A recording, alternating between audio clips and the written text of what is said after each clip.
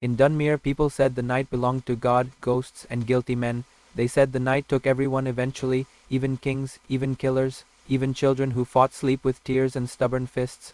But there was one person the night never managed to take. His name was a lion, and from the first second he entered the world he had never slept, not once. No drifting into dreams in his mother's arms, no small exhausted collapse after crying himself empty, no heavy-eyed surrender beneath blankets while rain tapped at the shutters, nothing. His eyes remained open from the hour of his birth, black and steady and impossibly aware, as if he had arrived carrying some private knowledge. The rest of humanity spent half its life trying to forget in sleep. The midwife who delivered him crossed herself 3 times before dawn. His mother, Mara, refused to panic at first. Mothers are the last believers in ordinary explanations. She told herself some babies were strange, some took time, some kept their mothers frightened for a week and then settled into the rhythm of the world. A lion did not.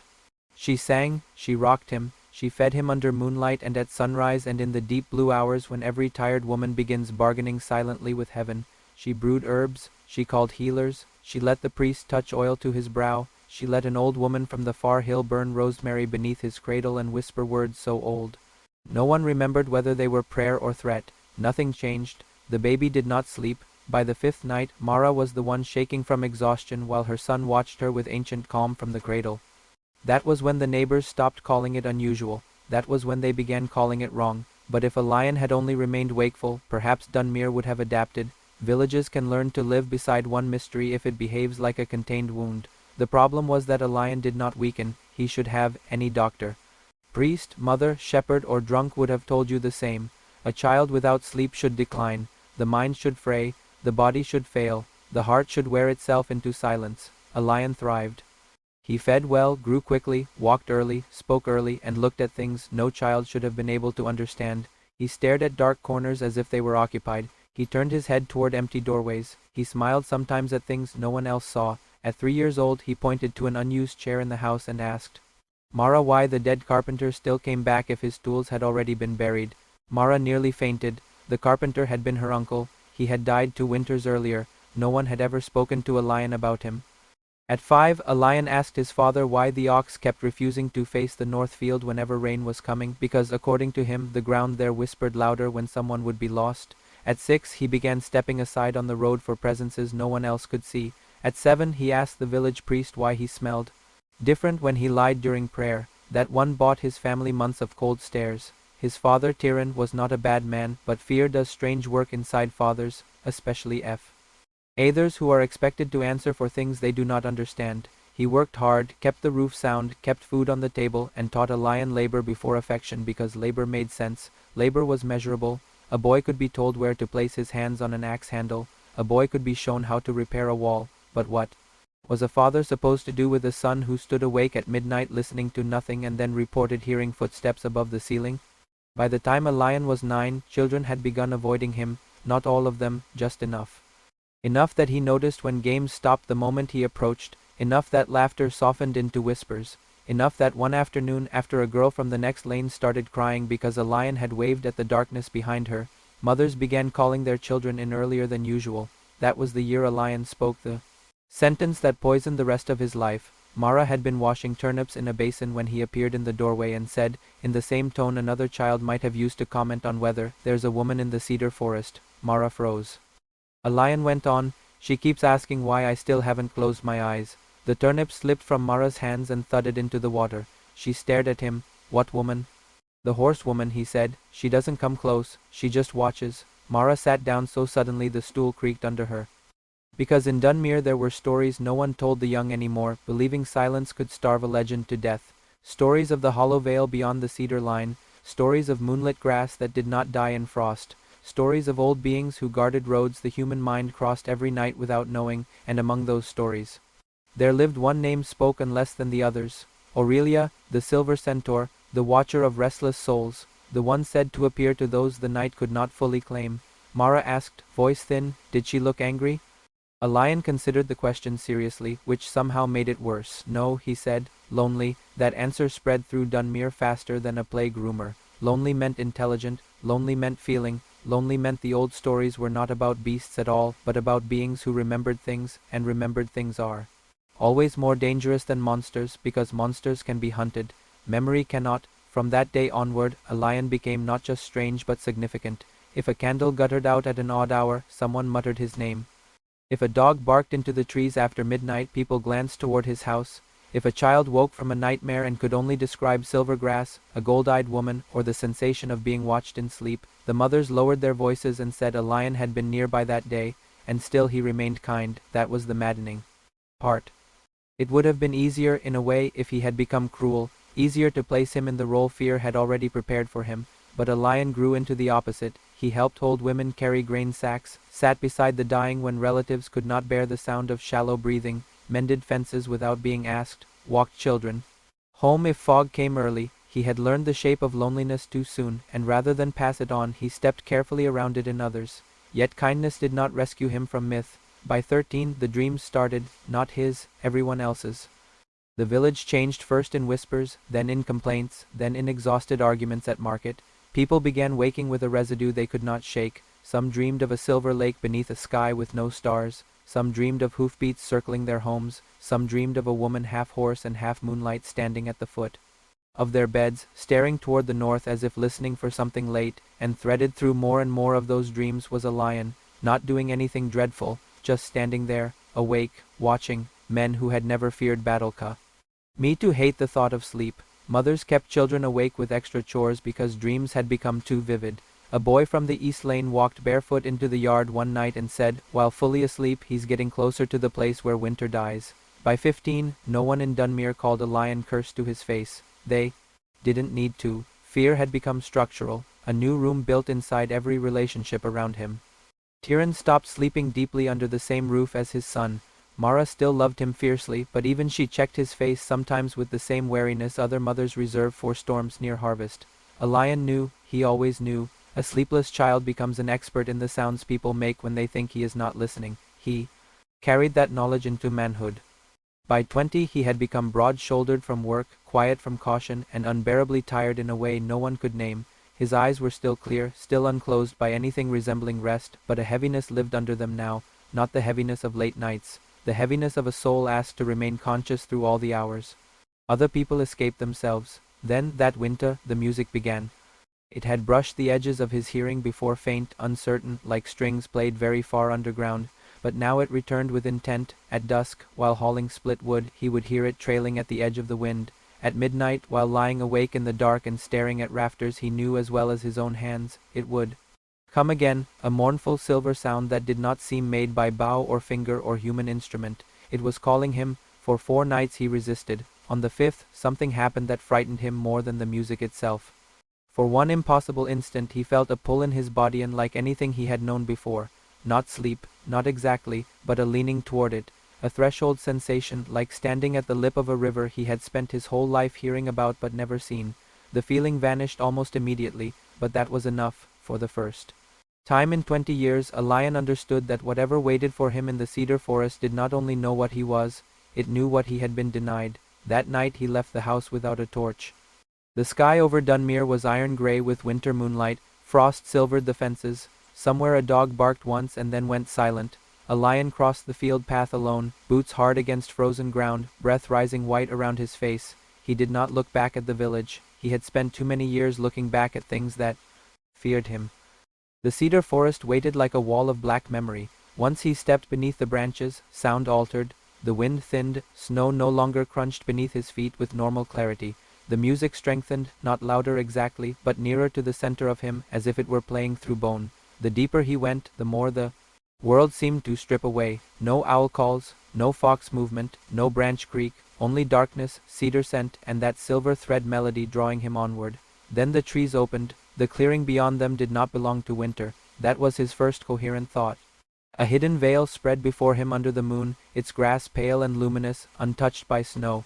At its center rested a lake so still it looked cast from polished metal. White-barked trees ringed the water. Their leaves shivered though the air stood silent. The whole place had the impossible stillness of a dream remembered too clearly. And beside the lake stood the woman from the stories. No, not woman, not only. Her lower body was that of a great mare, silver-white and powerful, with faint constellations moving beneath the skin like submerged stars. Her upper body was that of a woman whose beauty made language feel suddenly built for lesser tasks. Her hair fell black as rain-soaked midnight. Her face held the unbearable combination of wildness and sorrow. Her eyes were gold, old gold, grave gold, the kind found in ruined crowns and burial chambers and relics no one dares touch with bare hands. She did not seem startled to see him, she seemed relieved. "A lion," she said. The sound of his name in her voice nearly undid him. No one had ever said it like that, not with fear, not with pity, not with suspicion or forced gentleness. She said it as if his name had weight in the world, as if she had been carrying it for years. He stopped at the edge of the lake and stared. "You're real," he whispered. Something painful flickered across her expression. "Yes," she said, "and so are you." He should have run. Instead, he stepped closer. The moonlight made the lake between them look like a blade laid flat across the earth. He could smell water, cedar, cold stone, and something else, something like rain on ancient leaves. "Have you been watching me?" he asked. For all your life. The truth should have frightened him. Instead it landed with strange force, because some private part of him had always known he was being waited for. "Why?" She glanced at the silver water. "Because long ago I swore I would watch for one like you, one like me." At that her golden eyes returned to his, and the night itself seemed to listen. "The sleepless are never accidents," she said. Every year of his life shifted shape around that sentence. He did not know whether he felt horror, vindication, or relief. Perhaps all three.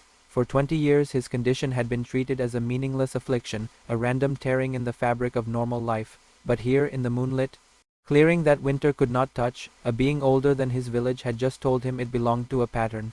A terrible pattern, perhaps, but a pattern. He stayed longer than sense allowed. He asked what she was.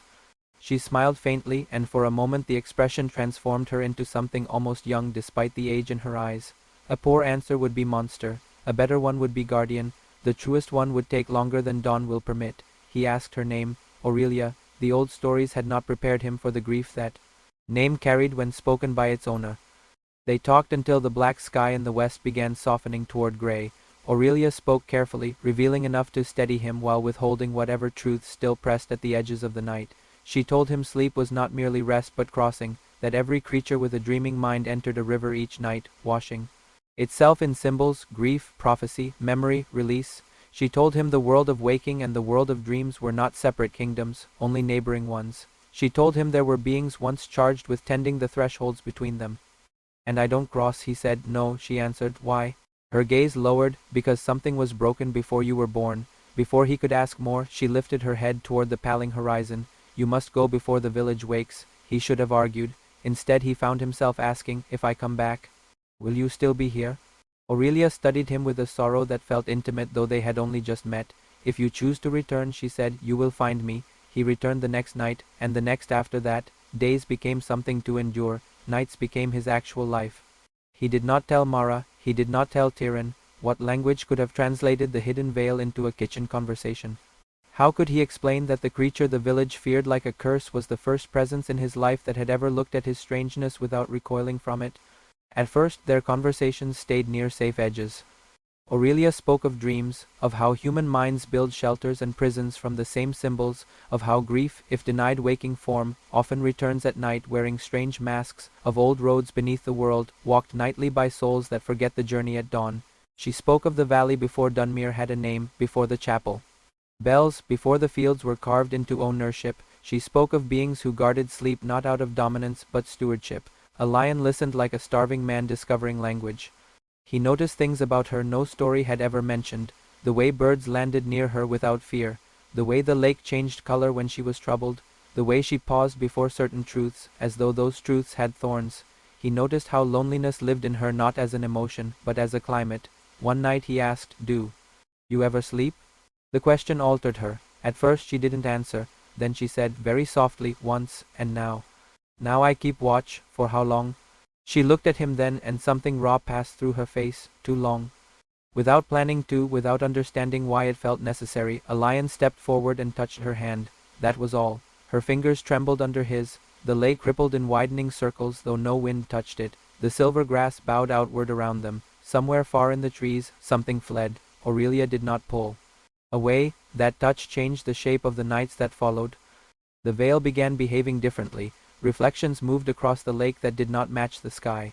Once a lion saw himself reflected not as he was, but as an older man sleeping peacefully under cedar shade. Another night the water showed Aurelia running through black rain with blood on her flank. Another time he thought he saw a child standing between them on the far side of the lake, dark-haired and still. When he looked up, nothing was there. Aurelia pretended not to notice the visions at first. A lion pretended to believe her. But secrets, like fractures, worsen under pressure. In Dunmere, the atmosphere around him grew sharper. A blacksmith claimed he had dreamed of iron rusting in his hands while a lion stood behind him whispering in a language he did not know. A baker's daughter woke speaking of silver hoofbeats circling her bed. 2 sheep were found dead without visible wound, and though any sensible mind might blame weather, predator, or illness, several villagers stared openly at a lion in the market that morning. The priest began speaking more often about old deceptions wearing beautiful faces. Tyrone started waiting up later than usual, pretending to mend tools by lamplight when really he was counting the hours until a lion returned from wherever he had begun disappearing to. Mara asked one evening, while kneading dough, "Have you been going into the cedar forest?" A lion froze. Mothers know before villages do. He considered lying and hated himself for how easy it would be, but a strange thing had started happening inside him since meeting Aurelia. The truth had become easier to bear than pretense. He said only, "I hear music there." Mara went pale. "That place is older than us," she whispered. "Old things do not call without wanting something." He wanted to tell her that maybe some old things call because they have waited too long to be answered, but he remained silent. There are truth's children, O parents, and truths too dangerous to place in their hands. Still, the seed of fear was planted. By the end of that week, Dunmere had changed around him again. It was subtle if measured by speech, obvious if measured by instinct. Doors closed a moment sooner when he approached. Conversations bent around his presence. A farmer he had known for years suddenly declined his help loading hay after dusk. The village was not merely afraid of a lion anymore, it was beginning to suspect he had become connected to whatever haunted their sleep. Then the dreams turned cruel. A bride woke sobbing because she had seen her future child standing at the edge of a silver lake, calling to someone beneath the water. An old man collapsed in the square after dreaming of a woman with gold eyes whispering, "He has found me." A little boy wandered outside in his sleep and was found barefoot at the start of the cedar path, murmuring, "She waits where winter dies." That was enough for the priest. He arrived at a lion's house with 3 men and a confidence only ignorance can lend. They carried iron hooks, ash bundles, and strips of cloth inked with protective prayers. Mara stood rigid by the hearth. Terran's jaw locked so tightly a muscle jumped beneath the skin. The priest demanded to know where a lion went at night. A lion said nothing. The priest demanded to know whether he had entered the forest. Silence again. Then Tyrone spoke, and the desperation in his voice was uglier than anger. "Tell them no." A lion looked at his father and saw what the man was asking for. Not truth, shelter. One clean lie broad enough to hide the family under, a denial they could all pretend to believe, but a lion had walked too far into the veil. For lies to survive, he remained silent. That was answer enough. By sunset, the village had decided to cleanse the forest.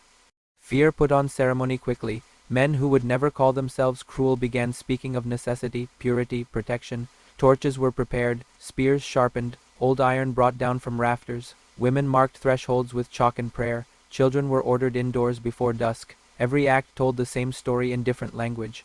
If something ancient was stirring and a lion stood near it, then both had to be confronted at once. A lion waited until the preparations thickened into commitment. Then he ran. He crossed the fields and entered the cedar forest with lungs burning, boots slipping on frost-hard roots, the music already screaming through his blood. When he reached the vale, Aurelia was waiting by the lake as if she had never left that spot. "They're coming," he said. "I know, you have to leave." At that, some expression passed over her face that he had no name for at the time. Later, he would call it the look of someone hearing Fader I've exactly as predicted and still hating it. "I cannot." "Why not?" She turned fully toward him, and moonlight lit the terrible softness in her eyes. "Because I am bound here." "By what?" "By a vow." Her voice thinned. "By the wound. By you." Everything inside him went cold. He stepped forward. "Then tell me all of it. No more pieces." Aurelia closed her eyes once, as if bracing for impact from memory itself. "Long before Dunmere had a name," she said, "a child was born between worlds. A child who could move through dreams and waking at once. Men feared him. They feared what he revealed, what he might become, what it meant that some things in the world answered him and not them. So they took him to the old stones and used broken rites to sever him from the dream river." A lion felt the night tightening around the words. "They killed him?"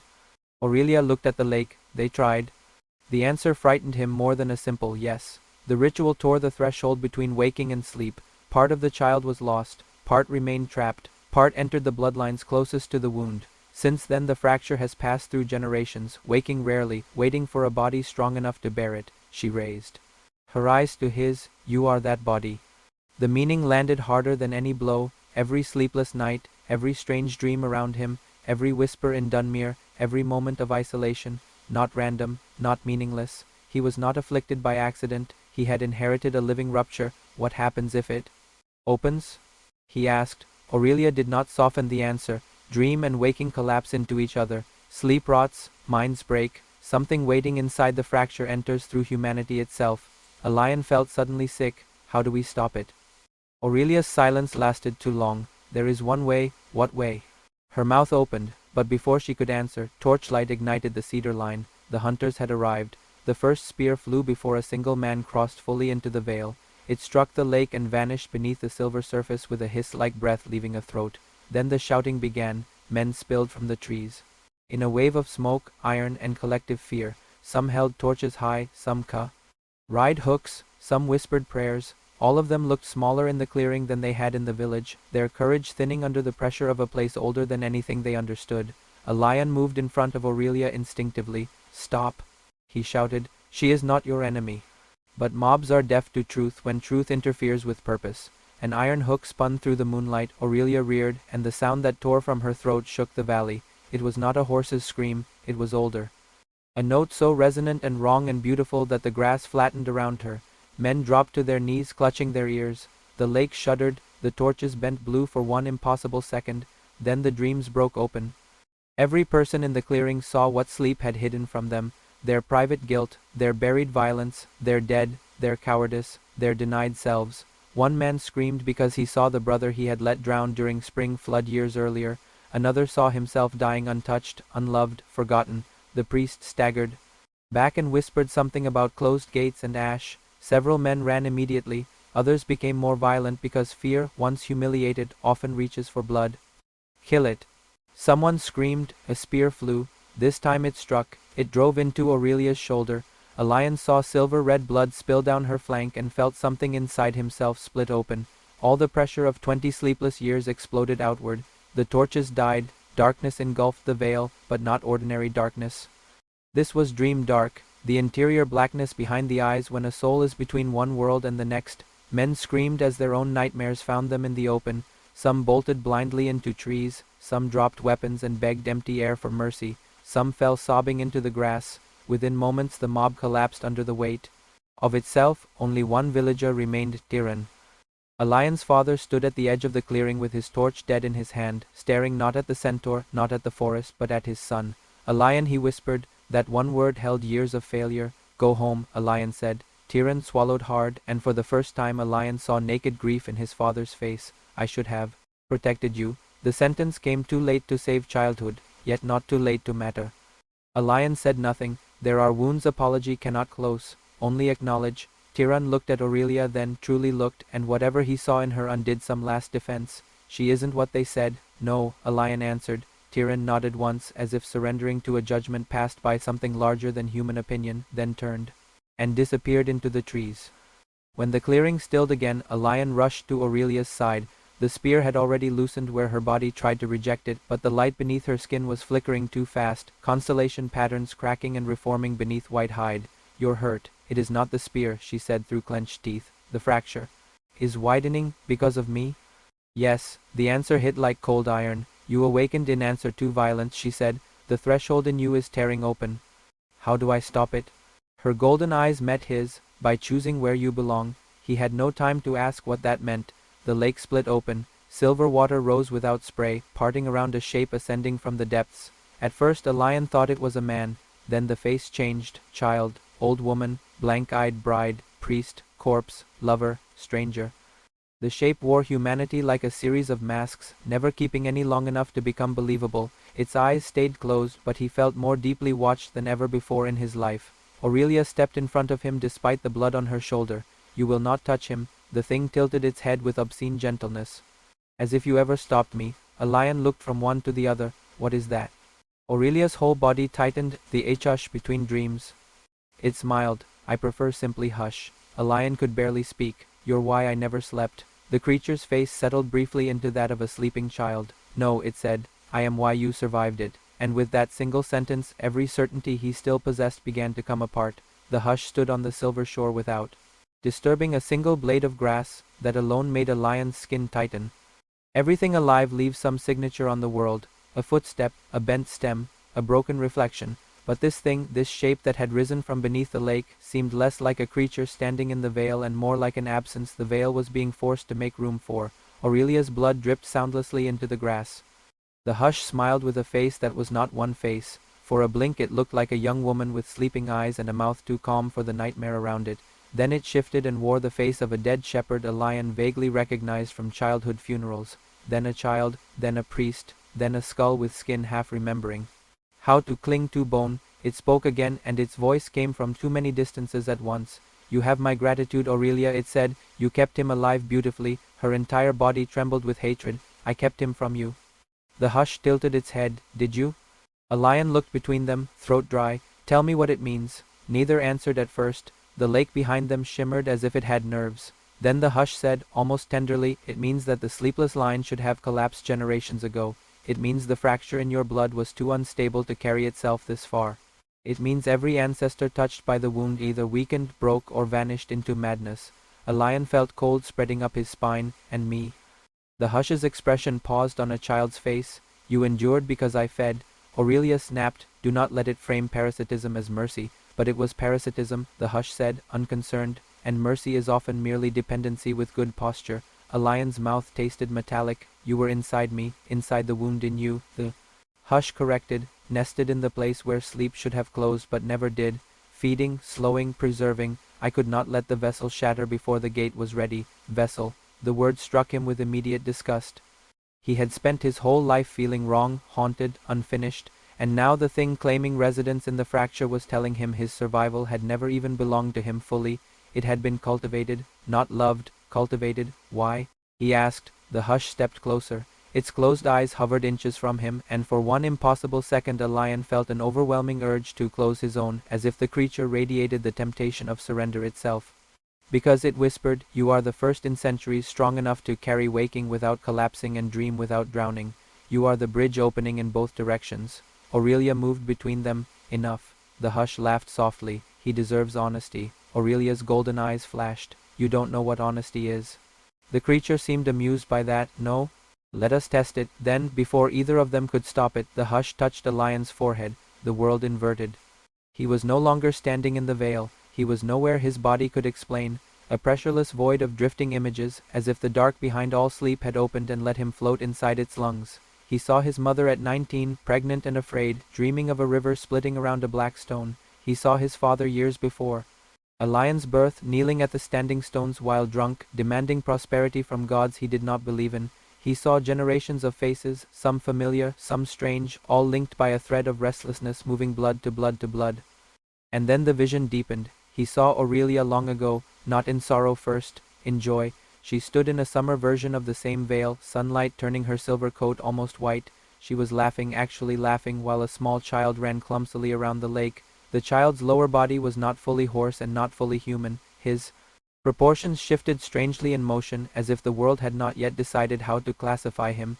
Dark hair, galled eyes, bare shoulders, small hands, a life so obviously beloved it hurt to witness. Then the scene broke. Men entered the trees carrying iron and ropes and righteousness. Aurelia sensed them too late. The child was taken. A lion felt her scream more than heard it. Then came the standing stones, the ritual, the torches, the fear, men chanting words they had no right to use, a knife, blood, the child crying for his mother, a tear opening. In reality like cloth ripped by giant hands, and in the wound between worlds, something noticed, something small then, hungry, formless. The first seed of the hush. A lion ripped backward into himself with a gasp so violent he nearly fell. Aurelia caught him before he hit the ground. He looked up at her, shaking. It was your child. The hush answered for her. Yes. Aurelia's face had gone pale with old devastation. She did not deny it. A lion's heart pounded against his ribs with a force that hurt, not because the revelation made her monstrous, quite the opposite. It made every silence, every sorrow, every half-hidden flinch in her suddenly unbearable in retrospect. She had not merely guarded a wound. She had lived inside the crater of a child stolen and broken by human fear. How long? A lion whispered. Aurelia swallowed, long enough that I stopped counting. The hush sighed theatrically. There is more. Aurelia's voice turned deadly. You will say nothing else. But the creature had already tasted the widening crack in a lion's certainty. Your line comes from his, it said. The world stilled. Even the lake seemed to stop. Breathing, a lion stared. Aurelia closed her eyes. No, he said, though not because he doubted it, because some truths reach the body before the mind, and his body had just recognized a hidden shape beneath everything. The hush spread its hands. The child did not die cleanly. No threshold death ever does. Part of him was lost, part remained trapped, and part bled outward into mortal bloodlines near the ritual, through survivors, through kin, through those touched by his breaking. It wandered through centuries until one branch held enough of the original fracture to matter. Again, a lion's voice came out thin. Me? Yes, he looked at Aurelia. You knew? I suspected, she said. Since when? Her silence answered too much. He stepped away from her as if distance might make thought easier. It did not. All at once every feeling he had for her became complicated in new ways, not erased, not corrupted, but forced into harder, stranger shapes. He was himself, entirely himself, and yet he also carried in his blood the final echo of a child the world had stolen from her. What lived between them had always been bigger than ordinary desire, bigger than simple fate. It had roots in grief, inheritance, unfinished memory, and mutual recognition. The hush watched his confusion with obscene delight. You see, it murmured, how elegantly suffering breeds return. Shut up, a lion said. The creature smiled wider. That anger is useful. Keep it. Behind them, from beyond the cedar line, came a sound like many feet moving through frost. Aurelia turned sharply toward the trees. The sleepers were coming, not the hunters this time, the dream-bound. Men and women from Dunmere and the scattered farms beyond, walking with closed eyes through the dark, drawn by the opening gate. Their faces were peaceful in the horrifying way of people whose will has been gently removed. A child still clutching a rag doll, an old woman in only her night shift, a young mother barefoot in the snow. The whole valley summoned like a procession to its own erasure. A lion stared in horror. How many? Enough, said the hush, to make the night worthwhile. Aurelia stepped close to him. Her voice dropped, urgent and low. Listen carefully. It wants confusion. It wants you unstable. The more divided you are, the easier the threshold opens. He looked at her, still reeling. You should have told me. And what then? She demanded, grief sharpening into anger. You had barely survived your own life. Should I have placed centuries of blood and sorrow on your shoulders the first night you found me? Yes. The word burst out of him before he could soften it.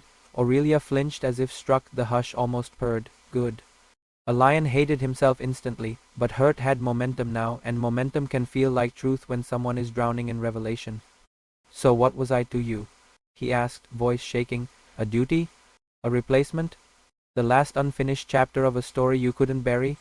Aurelia stared at him in naked anguish. You were never a replacement. Then what was I? Everything in her face changed then. The pride, the distance, the measured caution of the ancient guardian, all of it broke. You were the first soul in centuries I could not bear to watch from afar. The answer silenced even the hush for half a breath. Aurelia stepped toward him, blood still dark along her flank, gold eyes bright with the kind of feeling immortality often makes impossible. You were yourself from the beginning, she said. Not him, never him. But you carried a wound that answered mine, and then you stood before me with kindness after a life that should have made. You cruel, and I, her voice failed. The sleepers kept coming. The hush recovered its smile. How touching. Shall we continue this while I inherit mankind?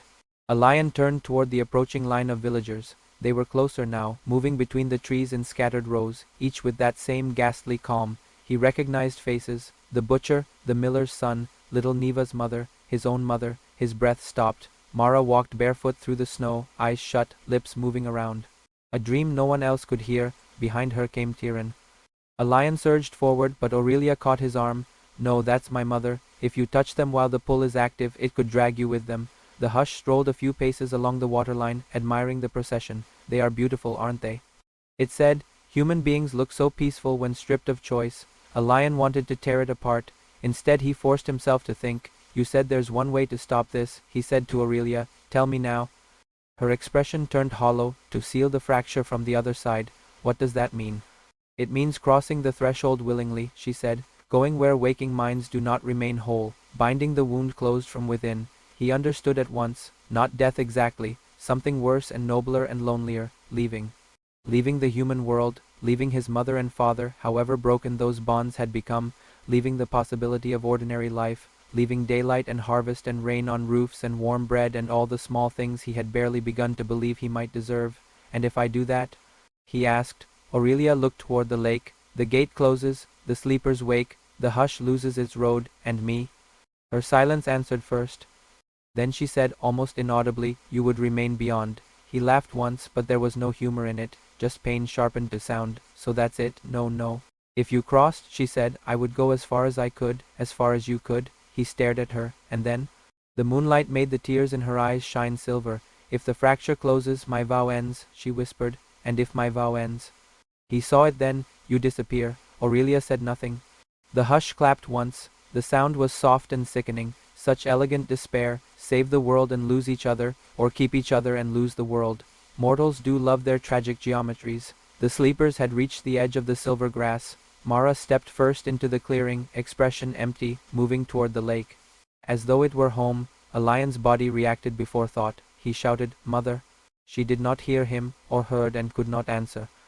More villagers emerged behind her. Tyran, the priest, children no older than 7, a pregnant woman holding her own stomach as if protecting the life inside even in sleep.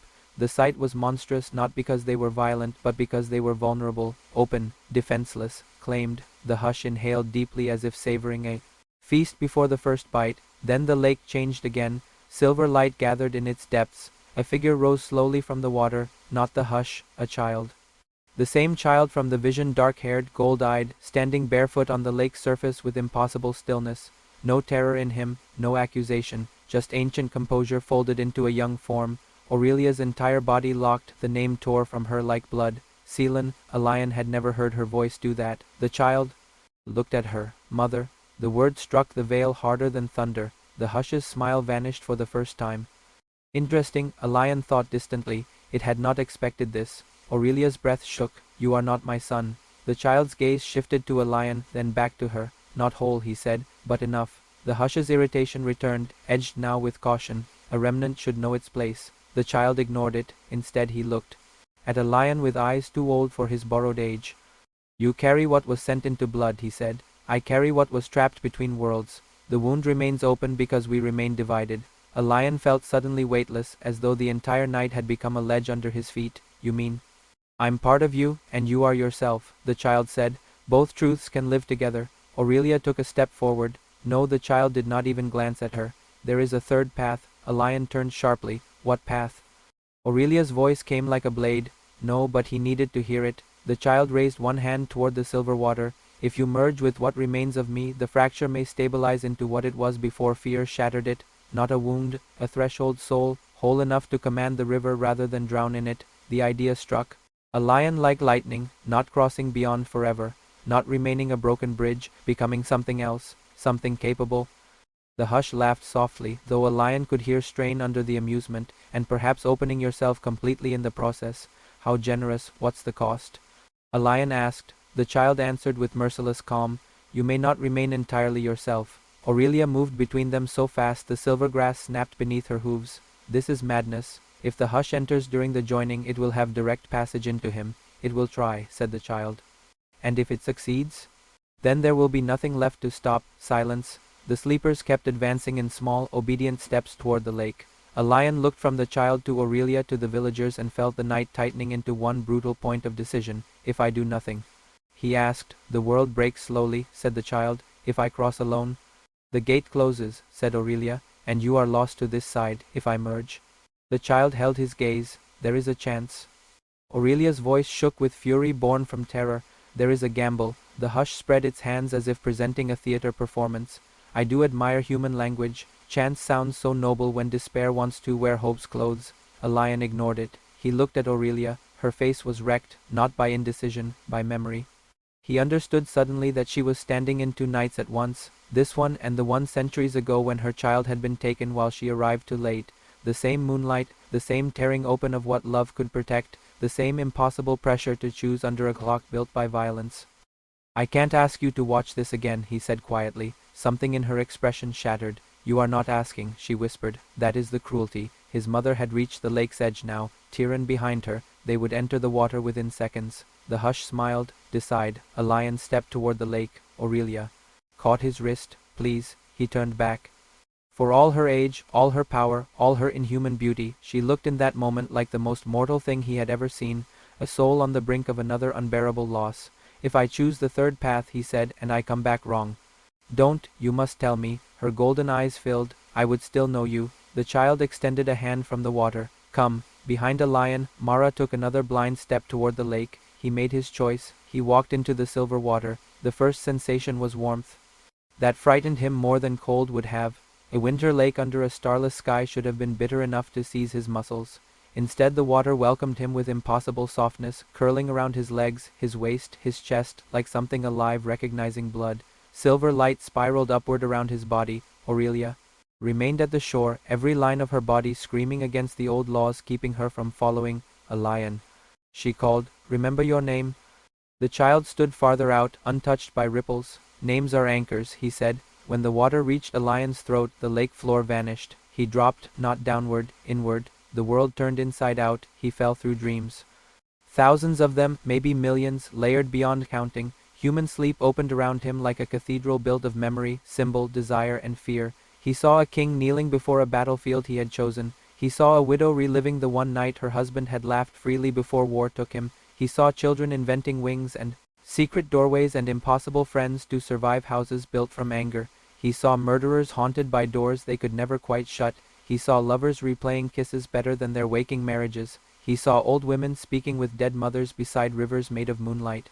Sleep, he understood, was not absence, it was overflow, and at the center of that vast interior world hung the trapped fragment of Seelan's soul, bound in root-like black tendrils that pulsed with the hush's feeding. The child stood there too, now older and younger all at once, shifting through ages never lived. "What if I disappear?"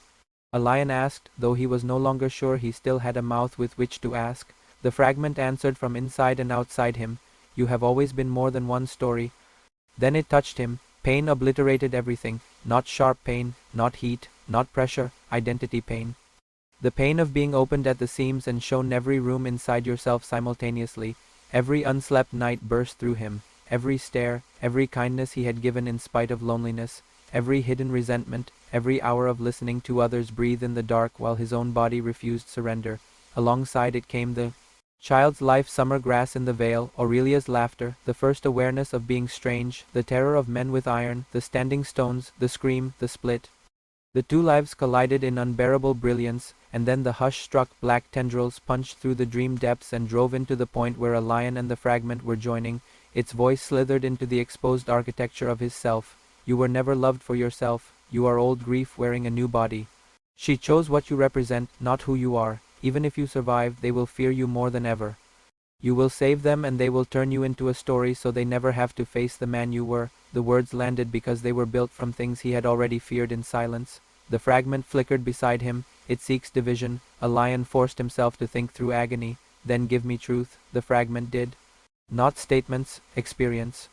He felt tiny fingers tangled in Aurelia's hair, saw the lake in summer, felt the excitement of hearing dreams before understanding dreams could make others afraid, felt the exact moment childlike trust in adults cracked under the weight of their terror, felt the final desperate hope that his mother would arrive before the knives did. A lion took all of it. And then, because the only answer strong enough was reciprocity, he gave his own life back in return. Not just suffering, the refusal to become cruel, the labor, the gentleness, the way he had learned to hold others carefully because he knew what unseen pain tasted like, his first sight of Aurelia by the lake, the wonder, the love, the confusion, the fierce desire to remain himself even in the middle of inherited darkness. Something aligned, the joining stopped tearing, it began harmonizing. Silver light exploded through the tendrils. The hush screamed. Above, somewhere impossibly far and terribly near, the lake erupted. A lion rose. He did not swim upward. The water seemed to lift around him, bearing him back toward the surface like a birth too long delayed. When he broke through into the veil, the entire clearing flashed silver. Aurelia staggered back one step, not from fear exactly, but from the shock of seeing him changed. He stood upon the lake. One of his eyes remained the dark human brown he had always known. The other shone old gold. Fine silver patterns moved beneath the skin of his arms and throat like constellations drifting under ice. His breathing carried a faint echo, as if every inhale crossed more than one world. The sleepers at the shore froze mid-step. The hush recoiled. For the first time it looked uncertain. A lion. Aurelia whispered. He looked at her. Recognition flared across her face so intensely it nearly broke her. Changed, yes, vastly, but there, still there. The hush recovered fast. It raised both hands. The dead sky above the veil split wider. From the rift poured nightmares shaped enough to wound, wolves made of teeth and wet shadow, faceless children dragging blankets. Heavy with black water, women with empty cradles where their ribcages should have been, serpents woven from old names whispered in sickbeds. The hush had stopped playing at subtlety. If it could not enter the world through stealth, it would enter through terror. The battle began immediately. A lion lifted a hand. The silver lake answered. Water rose in spiraling ribbons around him, each ribbon threaded with dream light. The first wave of nightmare forms hit and dissolved, not destroyed exactly, but translated shadow. Back into symbol, symbol back into memory, memory back into harmless mist. The hush snarled. Aurelia charged the shore, driving the remaining sleepers away from the waterline with a ferocity that made her wound reopen. Blood flashed silver red again across her shoulder, but she ignored it. Hooves tore the grass. Her hands struck through black forms trying to reach the villagers. Every movement she made carried a grimness beyond battle. She was not only fighting monsters, she was fighting repetition. Across the clearing, villagers began waking in fragments, blinking in horror at where they were and what surrounded them. Some screamed, some crawled backward, some stared at a lion standing on the lake like a thing from scripture or nightmare. The hush noticed and smiled, because fear is never far from awe. It spread itself through their perceptions instantly. A lion felt it happen the way a wound feels salt. Villagers looked at him and saw not simply the man they knew, but the impossible being he had become. Some mouths formed the word miracle, others formed monster. Both hurt. The hush fed on that fracture in him. No bridge survives being walked on from both sides, it thundered. Then it drove a spear of blackness straight toward Aurelia's chest. A lion crossed the distance before thought formed. He caught the spear in his bare hand. It pierced him clean through. Black darkness spread up his arm in branching veins. Aurelia cried out. Then, with a sound half roar and half prayer, she did the impossible. She crossed the deepest center of the lake. All the old laws that had bound her to the vale for centuries cracked at once. Gold light exploded from the W-ater where her hooves struck. The constellation patterns across her body began tearing free like burning leaves in wind. She was spending something ancient and irreplaceable to reach him, but she reached him. She placed both hands on his face, and the entire valley saw the truth. Not rumor, not old stories, truth. They saw Aurelia with her child long ago, Saul after by the lake, saw men arrive with iron and fear, saw the standing stones, saw the ritual, saw the fracture enter blood and time, saw a lion's whole life of sleepless endurance, saw every quiet kindness he had performed in a village that only half saw him, saw their own fear feeding the hush across generations. One by one, people dropped to their knees, not to worship, to reckon. The hush screamed as its greatest food source misunderstood terror began turning into shame and clarity. A lion drove his wounded hand into the lake. The silver surface spread outward into a vast reflective plane, mirroring every sleeping face in every home, every drifting soul still hovering too close to nightmare. His voice, when he spoke, carried through dream. Rest, return. This night is not yours to carry. All across the valley, sleepers woke. In houses, in barns, in roadside snow, in their own beds with tears on their faces and the feeling of some poisoned thorn being pulled from behind the mind. The hush expanded in fury, abandoning human shape almost completely now. Antlers of shadow erupted from its head. Mouths opened in its torso. Its closed eyes leaked black radiance. It rose huge above the veil, no longer trying to hide that it had always wanted not merely to feed on sleep, but to replace it, seal it. Aurelia shouted. A lion looked up at the tearing rift and understood the final cost immediately. He could close it. But something had to remain on the threshold holding the seal from within. The third path had preserved his self, not his freedom. Aurelia saw the realization cross his face and went cold. No, it has to be me. No, if I don't, it comes back. We will find another way. There isn't one. The hush descended like a storm. Trying to become God, the rift widened. The night bent toward ending or annihilation. A lion took Aurelia's face in his hands. He kissed her, not in panic, not in theft, in truth. All his unslept years, all her unwitnessed centuries, all the ache and wonder and impossible recognition between them gathered into that one human act. For a heartbeat the whole world narrowed to warmth, salt, breath, grief, love. When they parted, tears ran freely down her face. You promised, she whispered. If you came back wrong, I would know you. He smiled, wounded and luminous. Then know me now. And he turned toward the heart of the storm. A lion walked into the hush as if entering a storm that had been shaped from every sleepless terror humanity had ever hidden from itself. The thing opened around him, not like flesh, like architecture. One instant he was in the vale under a torn sky with Aurelia behind him and the villagers scattered in fear and awe. The next he was inside a kingdom built from psychic ruin, hallways stretched in impossible directions, formed from stacked dreams gone wrong, doorways opened into sleeping memories that should never have touched daylight. Staircases climbed nowhere, bells rang from rooms with no ceilings, the walls themselves pulsed faintly, as if woven from the exhausted minds of all those who had ever begged night for rest and found only dread. The air smelled of dust, rain-soaked graves, stale candles, old tears. This was what the hush truly was, not merely a predator, a hoarder, a collector of what human beings could not process by morning. A lion kept moving. On either side of him, chambers opened and flashed scenes designed to weaken the center of him. A child huddled beneath a table while grown voices sharpened into violence. A soldier washing blood from his hands long after battle ended. A woman kissing one man in dreams and waking beside another for 30 years. A father turning from a son because he did not know how to love what frightened him. A priest praying for forgiveness not because he regretted harm, but because he feared consequence. Every room was an unfinished piece of humanity. And woven through all of it was temptation.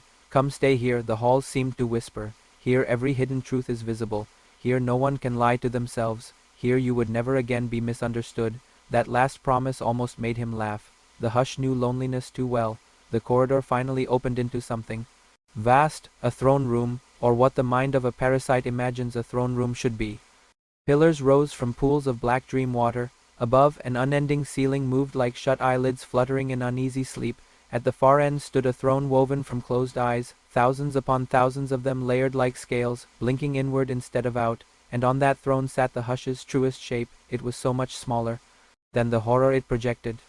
A shriveled figure, almost child-sized, wrapped in shadow too large for it. Its face still shifted, but more slowly now, as if maintaining masks had become tiring. Its closed eyes looked bruised. Its mouth was too wide and too hungry, and worst of all, too close to something pitiable. That was the trick. Evil often enjoys looking pitiable right when it wants to be spared. A lion approached without speaking.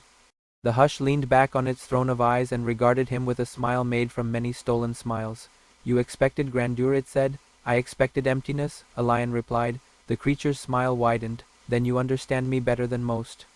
A lion did not answer. He could still feel the rift above the veil tearing wider, could still feel Aurelia out there burning through ancient law to hold the line as long as she could.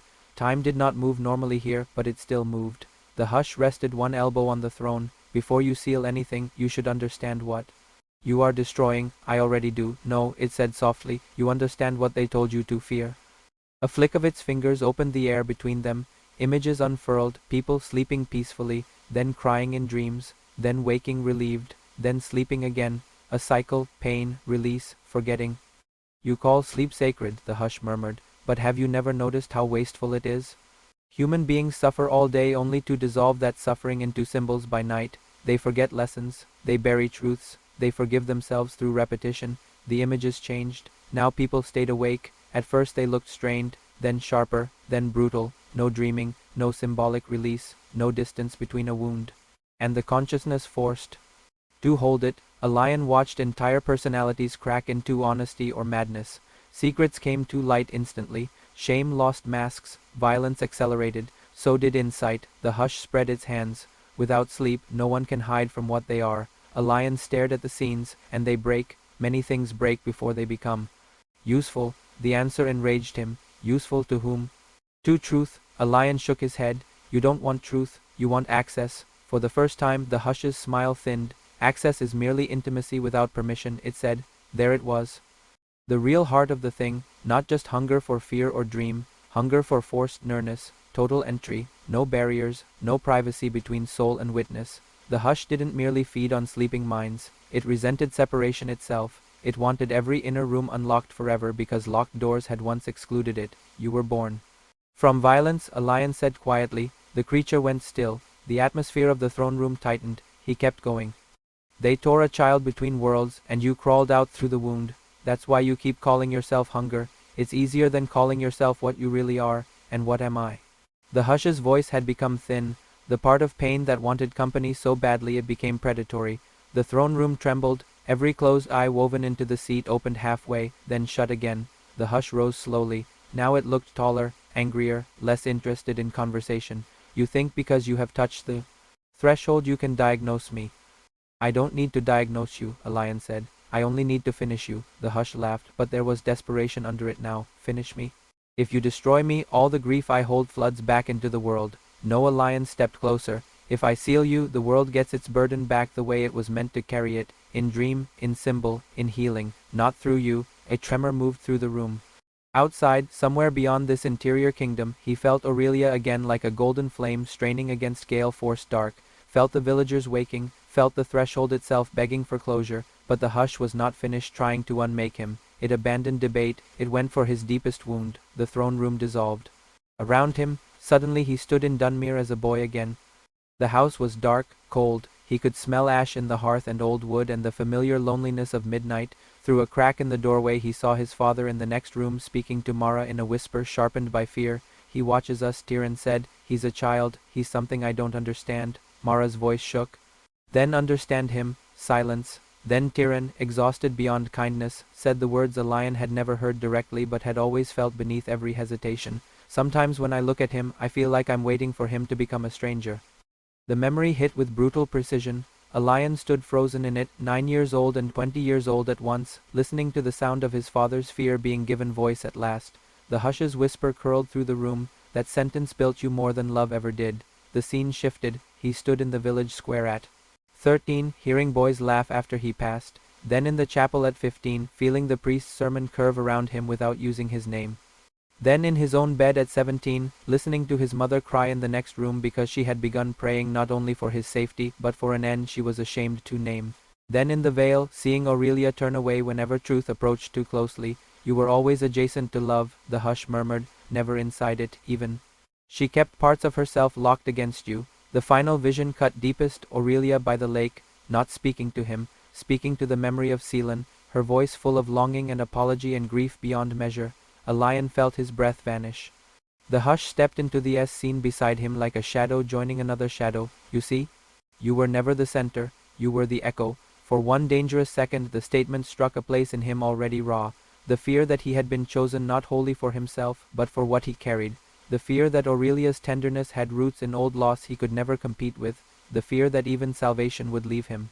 Interpreted rather than known, the hush felt the hesitation and pounced. It wrapped around him from behind, arms becoming black tendrils against his chest, voice sliding directly into thought. Let me in fully, it whispered. I can end the ache of being misseen. We can watch every dream. We can become so necessary no one will ever set us aside. No more waiting at the edge of love. No more knocking on closed inner doors. No more being the one left awake while others escape. That was the temptation. Not power alone. Compensation. The fantasy every wounded soul has flirted with at least once. If I cannot be loved safely, I will become impossible to ignore. A lion closed his eyes, and in the dark behind them, he found not the hush but the first thing Aurelia had ever truly given him, recognition, and so are you, not vessel, not echo, not replacement, you. He opened his eyes again. The false Dunmere house shattered, the throne room returned in a convulsion of black water and blinking walls. The hush stumbled back from him hissing. That is the one thing you never understood, a lion said, voice carrying now with the layered resonance of a soul widened by union. Pain can make hunger, but it can also make tenderness, and tenderness is stronger because it does not need to possess. The creature screamed and lunged. This time it came without disguise, no shifting faces, just a mass of closed eyes, mouths, and grasping dark. A lion met it head-on. They collided in a blast of silver and black so intense the throne room's pillars cracked. Dream water exploded upward. The ceiling of eyelids convulsed like a brain in seizure. The hush tried to force entry through every hidden fracture in him at once, through fear of abandonment, through shame, through anger at his father, through longing for Aurelia, through exhaustion old as infancy. A lion answered not by resisting each attack separately, but by holding shape, name, memory, choice. He was a lion. He was also the final branch of a broken line. He was also joined to what remained of Celan. He was not less himself for containing more than one story. That truth stabilized him. The hush could not. It had never formed a self, only appetite around a wound. Piece by piece, that difference began tearing it apart. A lion drove forward through the storm of it and reached the throne. The creature screamed, sensing what he intended. No. He placed both hands on the throne of closed eyes. The effect was immediate. Every eye snapped open, not outward, inward. The entire kingdom turned to face itself. The hush convulsed. Cracks of silver light tore through its body. The mouths along its arms began speaking contradictory dreams all at once. Its masks peeled away like wet paper in flame. Underneath them was not a hidden monster, not a god, not a secret king of nightmares, only a starving absence that had learned to mimic depth. Outside, in the vale, the silver lake erupted into a pillar reaching the torn sky. Aurelia staggered beneath the force of it. Villagers shielded their faces. Trees bent outward. Across the valley, every dreamer sleeping through the remnants of the night twisted once under their blankets as if some thorn were being extracted from the soul. Inside the hush, the throne tried one last strategy. It offered him rule, not in words first, in sensation. He felt what it would be to command every dream, to enter kings and beggars alike, to know every secret, to never again wonder what anyone truly meant, to never again be outside intimacy, to shape fear, desire, memory, and longing as if they were fields under his plow, to be the unseen sovereign of all sleeping life. Then came the emotional core of the temptation. You could keep Aurelia, it whispered. You could build a world where no vow aches her, where grief obeys you, where no one is ever stolen again unless you permit it, where love no longer depends on fragile mortal choice. A lion felt that one, truly felt it, because if suffering leaves one childish hunger intact, it is this, the wish to make a safe room so powerful that loss can never enter it again. He nearly understood how the hush had come to be, nearly, but understanding is not the same as surrender. A room without choice isn't safety, he said, it's captivity with beautiful furniture, and he pushed. The throne began collapsing inward. The hush shrieked in an agony so vast it made the kingdom shake. Black water rushed upward along the pillars. The ceiling split, hallways folded into themselves. Every chamber of borrowed human sorrow began emptying out of its false architecture and returning to proper scale dream residue, memory, symbol, all sorting themselves back toward the living minds that had produced them. The hush clawed toward him with arms turning skeletal and smoke-thin. If I end, it gasped, you remain. A lion understood. The seal required a keeper. The threshold could not close around pure emptiness. Something conscious had to brace the wound from within, to become hinge, lock, witness. The third path had saved his identity, not his freedom. He thought of Aurelia on the lake, of her stars burning loose from her skin, of the look in her eyes when she realized what this would cost, of the impossible first meeting in the vale, of all the nights he had finally felt seen. The hush sensed the ache and tried one final whisper, she will vanish when the vow ends, I know. You will lose her, I know, then why? A lion looked into the unraveling thing and answered with the simplest truth he had, because love that only survives by devouring everyone else isn't love. Then he shut the door. The sensation cannot be compared to anything fully human, not death, not sleep, not drowning. It was like becoming the exact shape of refusal. The threshold folded, silver and black met. The hush's last scream stretched into silence. The kingdom of stolen dreams inverted around a lion and condensed into a single point of unbearable brightness. Outside, the rift in the sky stitched itself shut with silver fire. The nightmares scattered into harmless dark. The lake crashed. Back down, wind tore through the cedar forest hard enough to rip branches loose. Then everything went white. For a while, minutes, years, no measure survived. There was only stillness. A lion floated in a place with no ground, no body, no sky. Yet he was not dissolved. He remained. He could feel the threshold sealed around him, taut and humming like a bridge cable in storm. Beyond it he sensed the world again in faint outlines, sleeping minds settling, fear draining, dream rivers resuming their proper channels. And very far away Aurelia, not as sight, as a feeling, a presence at the edge of losing. He reached instinctively, though he had no hand. The sealed threshold answered with resistance. He could witness, not cross. So this was the truth, he had done it. And now he would remain here between worlds as the keeper of the shut wound. For a moment, only a moment, grief struck hard enough to feel like a second death. Not because he regretted the choice, but because no righteous choice stops costing simply because it was right. He thought of Mara, Tyrion, the fields, morning bread, rain, the smell of cedar, Aurelia's laugh, brief, rare, impossible, all of it now on the far side of a door he had chosen to become. Then something stirred. The sealed threshold, so tight a moment ago, quivered. A pulse moved through it, not from the hush, that absence was final, from deeper, from the joining, Seelan. Or rather, what had joined of Seelan within him. A remnant self moving through the merged architecture of his soul like a forgotten room lighting up. There is still motion, came the sense of it. A lion did not hear words exactly, he understood them. I thought sealing meant remaining. It does, came the answer, but remaining is not always the same as imprisonment. The threshold around him shifted again, showing him its true shape. It was not a wall, it was a current. The old wound had required a fixed keeper because it had been broken, jagged, unstable, but now the fracture was healed into passage. The role was changing under the force of what he had become, not prisoner. Ferryman, witness, guardian, he felt sudden hope so sharp it almost hurt. You mean I can return? Not as before, the answer carried both warning and mercy, but yes, the current took him. He moved through Dream River, through silver corridors of sleeping thought, through the quiet between heartbeats when souls loosen and drift. He passed sleeping villages, mountain caves where bears dreamed winter hunger into spring rivers, ships far at sea with sailors murmuring into uneasy rest, the whole hidden ecosystem of sleep unfolded around him, and for the first time in his life he was not excluded from it. Then the current tangled upward, toward the vale, toward dawn. When Aurelia opened her eyes, she was lying in the silver grass beside the lake with the sky paling over the cedars. For one terrible second she remembered nothing after the white light, then memory returned all at once, the rift, the hush, a lion walking into it. The kiss, the seal. She sat up so violently pain shot through her whole body, her shoulder still bled in a slow silver line. Worse, her skin felt wrong, lighter, emptier. The great vow that had held her for centuries had burned through the night, and she could feel the change everywhere. The old immortal pressure in her bones was gone, the stars beneath her coat were dim embers now. She was still herself, but time had touched her at last. The clearing around the lake was strewn with exhausted villagers, many already stirring awake. Some wept without knowing why, some looked around in dazed shame, some saw Aurelia and lowered their eyes because they finally understood enough to be unable to meet hers. But Aurelia saw only the lake, still, calm, closed, too calm. A lion, she whispered, no answer. Around her, the first true morning in years began spreading across the valley. Birds returned one uncertain note at a time, frost brightened on the grass. Men helped children stand, women clutched one another and cried. The priest knelt in the mud, unable to pray. Aurelia did not move from the shore. Tyrion approached once, face hollow, with what the night had shown him, but stopped several paces away. We were wrong, he said. Aurelia did not look at him. He took the iron talisman from round his neck and laid it in the grass, then backed away as if before a grave. Others followed over the next hour. Hooks, wards, blessed nails, little relics of inherited fear.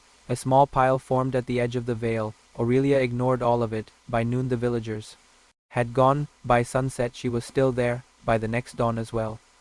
No one in Dunmere could agree later on how many days she remained beside the lake. Some said 3, some 7, some a full turning of the moon. Grief changes time, waiting dissolves it. What mattered was this: for the first time in centuries, Aurelia was the one left watching for someone who might never return. She did not leave the shore except to drink. She did not sleep. The irony of that was not lost on her, though she lacked the strength to laugh. For years she had been guardian to the unsleeping. Now she had become one. On the 4th night, or the 40th depending on whose memory you trust, the lake moved. There was no wind. Still the silver surface rippled. Aurelia stood so quickly her knees almost failed. The center of the lake brightened from beneath, not violently this time, but with the quiet radiance of moonrise under water. A shape rose. A man. He broke the surface gasping, not as a god draped in power, not as a ghost, not as a myth, as a lion. Soaked, breathing hard, visibly exhausted, stumbling through silver water toward shore as if he had crossed every dream in the world to get there and barely outrun dawn.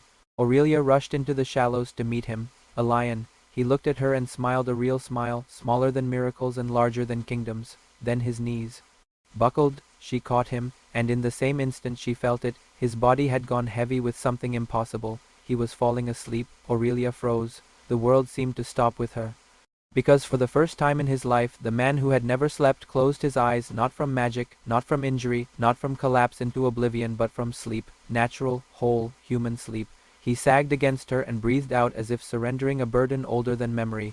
Aurelia lowered herself carefully into the grass, with him in her arms, and there, beneath the paling stars, she held him through the first real sleep of his life.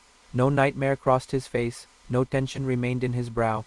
He looked younger asleep, softer, less like an omen and more like what he had always also been beneath the wound. A man, just a man, mortal and brave and unbearably dear.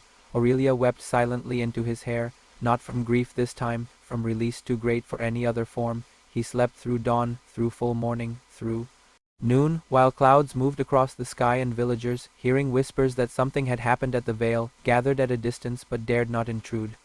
He slept through evening, through moonrise, through the entire next turning of stars. When he finally woke, the night had returned. He opened his eyes slowly and for one disorienting instant looked like a child surfacing from deep water into warmth. Aurelia was still beside him. She had not moved more than necessary. He stared. At her, then at the sky, then back at her. I dreamed, he whispered. Aurelia's breath caught. What did you see? He lifted one tired hand and touched her cheek. You running, he said, not alone. The sound she made then was half laugh and half broken sob. The first free laugh Dunmere had ever heard from the being its stories had called the Watcher of Restless Souls. And in that moment, though neither of them knew how much the world had already changed, the curse truly ended. After the first sleep, everything changed too quietly for most people to understand it all at once. Dunmere had expected spectacle if the nightmare ever ended, trumpets from heaven, a visible scar across the sky, fire, signs, something simple enough to point at and build certainty around, but real endings, especially the ones that matter, often arrive softly. The next morning no one woke screaming. That alone unsettled the village more than any miracle could have. Children who had spent weeks twisting under bad dreams slept late and rose calm. Infants did not cry in that sharp, panicked way mothers had come to dread. Old men who usually started every day with the heaviness of unrest blinked at the dawn with strange tears on their faces and said things like, I saw my brother last night and, for once he wasn't drowning. Women who had learned to brace themselves against sleep found themselves waking with the sensation that some old knot behind the ribs had loosened. Even the animals changed.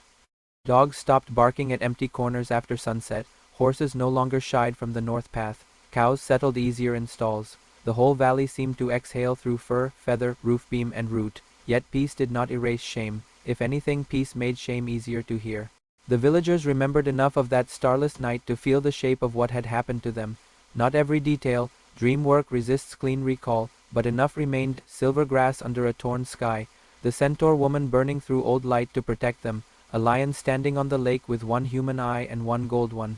The horrifying certainty that their fear, repeated over generations, had fed the very darkness they believed they were resisting. So when people spoke of the night at all, they spoke quietly, not from secrecy. From humility. A lion remained at the vale for several days after his first true sleep, partly because Aurelia would not let him stand until his strength steadied, and partly because whenever he closed his eyes now, he fell so deeply and naturally into rest that even he became cautious of how precious it felt the first time it happened. During daylight he almost laughed. He had been trying to sit upright against a tree while Aurelia gathered water in a carved stone bowl. He felt drowsiness curl around him like warm cloth and looked around in alarm. What is it? Aurelia asked. I think.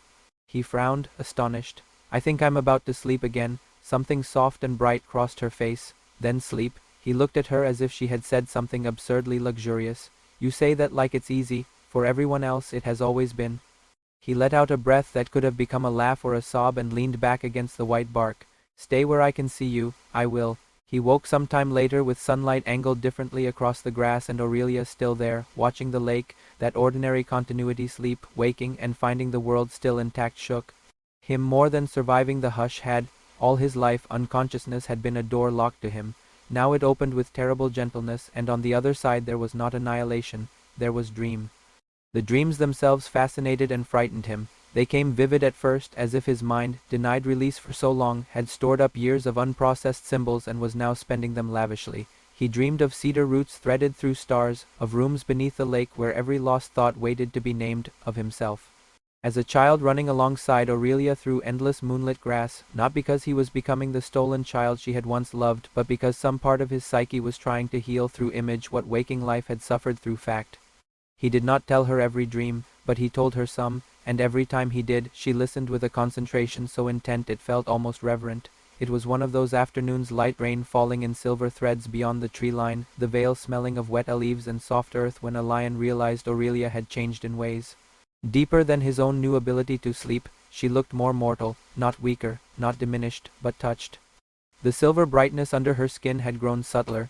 The constellation patterns that once flowed across her flank like living night were fewer now, drifting in smaller clusters. Her eyes still held impossible age, yet no longer with the same remoteness. It was as if the breaking of the vow had drawn her a fraction closer to time. He watched her lift her face into the rain and asked quietly, "What did it cost you?" Aurelia's expression did not change. "Enough. That is not an answer." "No," she said, "it is mercy." He pushed himself upright despite the lingering weakness in his body. "Mercy for whom?" "For you," she answered, "because you have only just returned, and I would rather not place numbers on what the night already took. He reached for her hand. You crossed the lake for me. Her fingers curled around his. I crossed the lake because I could not lose you to distance after surviving you through proximity. That answer lived in him 4 hours afterward. A lion returned to Dunmere only when he chose to, not because the village summoned him and not because Aurelia asked him to go. The first walk back through the cedar forest felt stranger than entering it had. He was no longer moving toward revelation, he was carrying it out with him. By then word had spread, people knew he had returned. No one knew in what form. Children saw him first as he came down the hill road at dusk. They stopped their game of throwing stones at fence posts and stared. One small boy, too young to have learned proper fear, waved. A lion waved back. The boy did not run. That simple thing nearly broke him. By the time he reached the first houses, shutters had opened, faces appeared, no one shouted, no one crossed themselves, no one reached for iron. They only watched him with the brittle uncertainty of people standing before a person and a living accusation at once. Mara stepped out of the house. Before he reached the gate, she had aged in the last weeks, or perhaps he had only never fully noticed before how much fear wears a mother down. Her eyes searched his face as if she expected him to vanish under scrutiny. A lion. He had imagined this moment many times while awake through childhood nights, but none of those imaginings included the possibility that he would hear her voice after having slept. He took one step toward her, then another. Mara closed the distance and put both hands on his face with the urgency of someone proving reality through. "Touch, you're warm," she whispered, and the sentence was so heartbreakingly mundane that he almost laughed. "I should hope so." Her mouth trembled. Then she embraced him so fiercely he forgot for a moment he was a grown man and not the sleepless child she had once rocked until dawn. Tyrion stood in the doorway behind her. A lion looked up over Mara's shoulder and met his father's gaze. For a long moment neither moved. Then Tyrion came down the steps slowly, as if approaching something sacred and dangerous at once. "I don't know how to begin," he said. A lion believed him, so he spared them both the cruelty of forcing eloquence where it could not yet live. "Try with the truth." Tyrion flinched, then nodded. "I was afraid of you," he said, "for too long, and because I was afraid, I let that fear dress itself up as caution, discipline, distance, anything but what it really was. I made you carry it alone." Mara closed her eyes. A lion stood still beneath the weight of words he had waited his whole life to hear, only to discover that hearing them did not erase the years behind them, but it did something else. It ended the lie that they had not happened. "That was true," he said. Tyrion looked like the sentence had punched through him. Then, to a lion's surprise, his father nodded again as if accepting punishment from a court whose authority he no longer wished to resist. "I know, nothing miraculous happened after that, no perfect reconciliation, no sudden restoration of lost childhood. Those things belong mostly to stories told by people who have never had to live past damage. What happened instead was harder and more real. They began again with honesty. It was enough. The village's adjustment took longer. Some people came to a lion in apology disguised as errands. A widow brought bread she did not need help baking. A miller asked whether a lion would look at a cracked wheel and then, while waiting awkwardly in the yard, muttered that his wife had slept peacefully for the first time in months. The priest avoided him for nearly a week before finally appearing at his gate in full daylight looking like a man who had eaten shame and found it difficult to digest. "I spoke against what I did not understand," the priest said. A lion looked at him for a long moment. "Yes," he said. The priest clearly wanted absolution, perhaps expected it. A lion did not offer any. Instead he asked, "Will you speak differently now?" The man's jaw worked. "I will try. That is probably the first honest prayer you've ever said to me," a lion answered. The priest reddened, but he nodded. That too was enough. Children adapted fastest. Fear is a taught behavior, and once adults stopped teaching it so aggressively, curiosity rushed in to occupy the space. Boys followed a lion in fields asking whether dreams really had roads in them. Girls asked if the stars beneath Aurelia's skin had names. One tiny child with missing front teeth asked whether sleeping felt like dying and waking up had to be learned each morning. A lion knelt to answer that one seriously. "No," he said, "sleeping feels more like being forgiven for a while." The child considered that and seemed satisfied. As for Aurelia, she remained mostly in the veil at first, but the old border no longer held her completely. After the vow burned away, she found she could walk beyond the white-barked trees and onto the ridges overlooking Dunmere. The first time a lion saw her standing on an open hillside at dusk rather than within the hidden clearing, he felt a strange shock. It was like seeing a legend step off its own page. She still moved with inhuman grace, still carried the silver memory of the old world in her body, but the landscape now touched her directly. Wind tangled in her hair, mud splashed higher along her legs after rain, late autumn burrs caught in her tail. These tiny indignities of ordinary life delighted a lion more than they should have. What are you smiling at? She asked one evening as he plucked burrs free while she pretended not to care. You? That is an insufficient answer. You're covered in weeds, I have survived empires, and yet the burrs remain undefeated. She made a sound suspiciously close to a laugh. That sound became more common. Not often. Aurelia had not spent centuries in grief only to turn suddenly light, but now and then a lion would say something dry and human and wonderfully unimpressed by legend, and her face would change around amusement as if rediscovering a muscle long gone unused. Those moments fed him almost as much as sleep. Their bond deepened in daylight and in darkness both.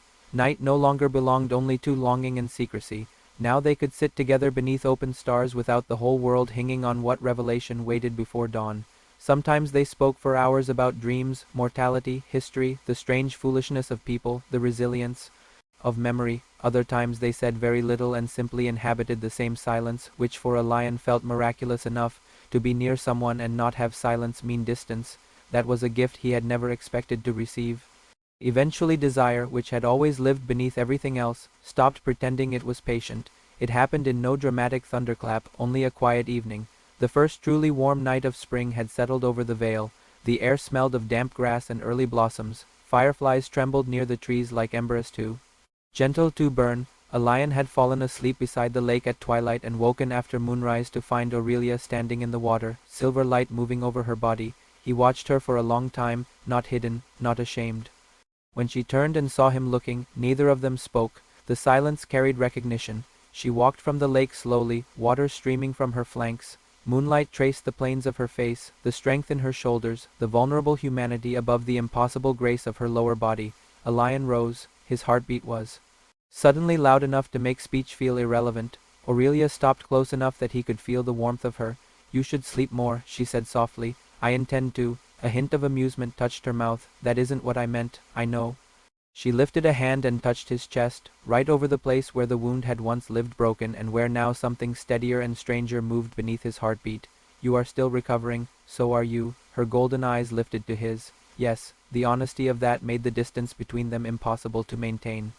A lion bent and kissed her. This time there was no storm behind it, no apocalypse demanding urgency, no farewell, only choice, slow and fully aware. Her mouth was warm and trembling, and when she kissed him back it carried centuries of restraint giving way all at once, not in chaos, but in surrender chosen at last after too much grief. The night around them seemed to deepen. The lake rippled though there was no wind. The silver grass bent in widening circles, and then they drew apart just enough to breathe. Aurelia rested her forehead against his. If we cross this line, she whispered, there is no old law to guide what follows. Good, he said, I'm tired of old laws. That earned him the ghost of a smile, sad and radiant and fiercely alive. What happened between them after that belonged less to legend than to intimacy, and intimacy does not need spectacle to be sacred. It was enough that two beings long shaped by loneliness found tenderness without fear. Enough that touch no longer had to mean loss. Enough that for once the night took something from neither of them and instead made room. In the weeks that followed, the village learned to live with the fact that some evenings a lion vanished toward the cedar forest and returned at dawn with grass stains, lake water, and an expression too peaceful for gossip to wound. There were whispers, of course. Villages breathe in whispers the way lungs take air, but the tone had changed, less accusation, more awe, sometimes discomfort, sometimes envy. Not everyone knew what to make of a man once treated as cursed, now carrying quiet joy as if he had found the hidden center of his life and had no intention of apologizing for it. A few older women, practical beyond superstition, simply exchanged glances and said things like, well, the night denied him sleep long enough, let it give him something back. Summer came gently. Fields filled, children ran longer before dusk. Dunmere began building new stories over old terror. Not better stories exactly. No story that survives contact with humans stays pure, but changed ones. Now when mothers warned children about the cedar forest, the warning carried reverence instead of hatred. Respect the old places. Do not mock what you don't understand. Leave offerings at the edge of the trees if your dreams have been kind to you lately. People began doing exactly that. A loaf of bread wrapped in cloth, a garland of field flowers, a carved toy boat after a child's fever broke, a silver button, a bowl of milk. None of it was demanded. Most of it was probably unnecessary, yet such gestures matter because they teach the body a different relationship to mystery. A lion watched these changes with wary gratitude. Some nights he feared the peace could not last. Years of constant wakefulness had trained him to distrust ease. He would wake from deep sleep, heart pounding, half expecting to find the sky tea or open again. Each time he found only the ordinary dark, the breathing woods, and sometimes Aurelia asleep nearby, actually asleep though. Lightly, as if she too were relearning the act after centuries of watchfulness. The first time he saw her sleeping, he nearly wept. She lay in the grass near the lake, silver flank rising and falling slowly, dark hair scattered over one arm. Her face in sleep had lost all the old vigilance. It looked younger and infinitely more vulnerable. The sight rearranged something inside him. When she woke and found him watching, she asked, "Why are you looking at me like that?" "Because I think this may be the rarest thing I've ever seen." Her expression softened. "Sleep is less rare than you imagine. Not for us." She could not argue with that. Then, quietly, "No." Their future did not announce itself with prophecy. Not at first. It arrived disguised as small irregularities. Aurelia grew tired more easily. At first a lion thought little of it. She had surrendered part of her old immortality. Perhaps this was simply what greater closeness to time felt like. She brushed off his questions though. Less convincingly than she believed. She began pausing more often during long hill walks. One evening she abandoned half a meal untouched, which was so unlike her that a lion looked up immediately. "You're unwell." "I am." "Altered?" "That is not reassuring." Aurelia made a face at him, but her hand drifted unconsciously to her lower abdomen. The motion was tiny. He still noticed. Days passed. The change did not fade. Instead it deepened into something impossible enough that even Aurelia, ancient as she was, seemed genuinely uncertain. She withdrew. More often to the innermost side of the veil, not out of coldness, out of thought. A lion let her have space for 2 days before his patience finally snapped under worry. He found her standing beside the lake at dusk, staring at her reflection with the intensity of someone expecting it to explain what the body has already decided. "What is happening?" he asked. Aurelia did not answer immediately. The silence went on long enough that fear began building in him. "Aurelia," she looked at him then, and he saw it all at once in her face, wonder, fear, disbelief, and something softer than both.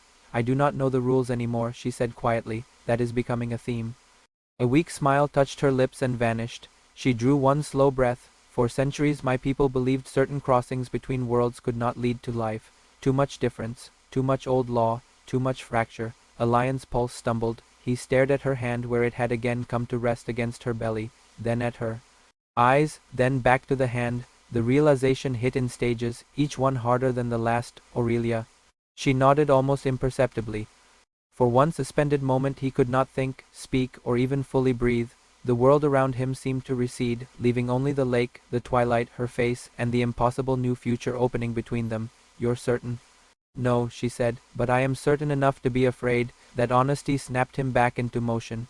He crossed the remaining distance in 2 steps, reaching for her as if she might drift away if not anchored. She laughed once under her breath at the urgency in him, but her own hands were trembling when they found his shoulders. "How long have you known?" "I suspected before I understood." "And you didn't tell me?" "I needed to know whether hope was cruelty before I placed it in your hands." A lion made a sound halfway between a laugh and a broken exhale. "You think I would call this cruelty?" Aurelia's gaze searched his face. "After everything the old world did with children like mine once were, yes. I feared any future shaped by us would carry the same wound." He put one hand over hers where it rested against her abdomen. "No," he said, and the certainty in his own voice startled him. "Not the same wound. Not this time." Her eyes filled unexpectedly. For all her Centauries, for all her force, she looked in that moment almost frightened enough to shatter. "I did not know such a thing was still possible," she whispered. "Neither did I." He sank slowly to his knees before her. The gesture was not worship, it was gravity, taking bodily form. He pressed his forehead against her and stayed there, feeling warmth through her skin, feeling his own pulse hammering with a joy so sharp it almost hurt. He laughed, then actually laughed, because his life had become too impossible for any other immediate response. A sleepless man, a silver centaur, a healed curse, and now this. It was absurd and holy and terrifying. Aurelia slid her fingers through his hair. "Are you afraid?" she asked softly. He answered without lifting his head. "Yes." "Of what?" He looked up at her. "Of deserving it," he said. That startled her more than any grand declaration could have. She touched his face with heartbreaking gentleness. "A lion." But he kept going, because once spoken, the truth wanted air. "I spent so much of my life feeling like I had been made adjacent to ordinary happiness, as if love and peace and family belonged to other people and I was only meant to guard the edges of those things. And now—" he laughed shakily, "now the world is giving me more than I ever knew how to ask for, and part of me is still waiting for some ancient cruelty to explain the mistake."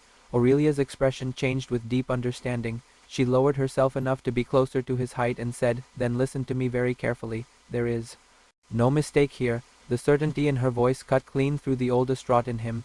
He believed her, not because fear vanished, because trust finally outweighed it. Word did not spread immediately. They told no one at first. Some things become stronger if protected from story before they have shape enough to survive it. For a little while the knowledge belonged only to them, and the veil and whatever old forces, kinder now than before, still watched from beyond language. Those weeks became the softest of a lion's life. He slept, he worked when needed, he returned to the vale each evening with a steadiness that felt like devotion and home at once. He learned Aurelia's changing moods as her body changed. Some nights she wanted to walk under stars. Some nights she wanted only to stand in the lake with both hands on the water as if listening inward.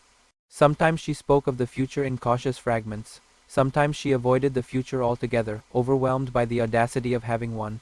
They argued once over names. "Too soon," Aurelia said. "It is never too soon to think. It is if thinking too hard invites grief. So your solution is not thinking at all."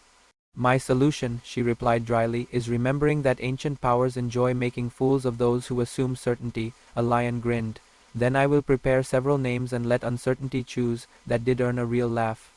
As summer deepened, the changes became impossible to hide from anyone who truly looked.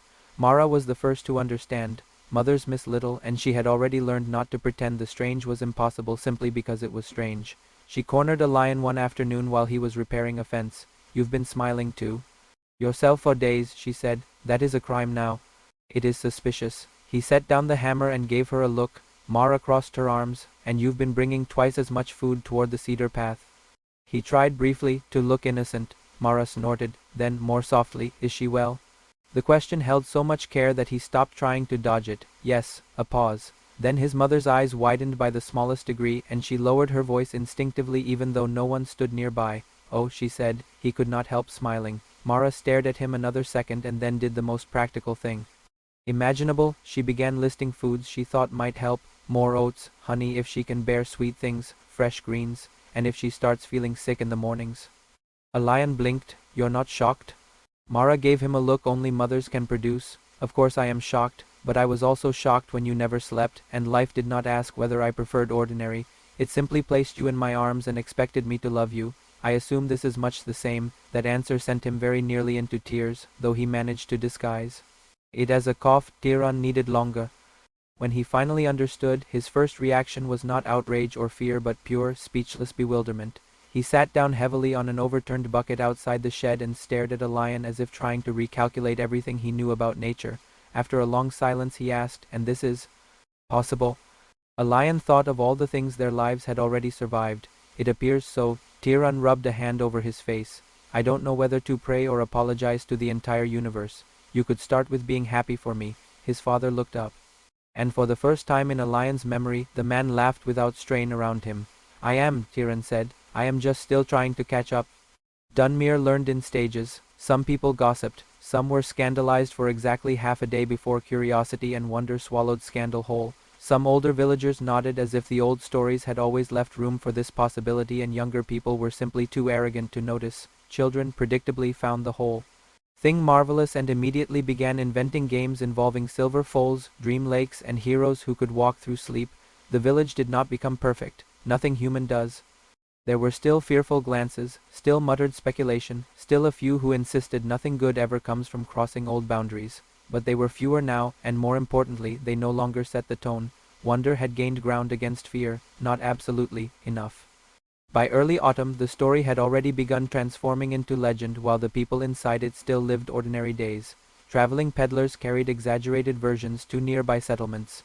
In one telling, a lion had fought the night itself with a sword made from moonlight. In another, Aurelia had trampled a demon army into the lake while singing prophecies. In a third, the child she carried was already born and had spoken in full sentences under the moon.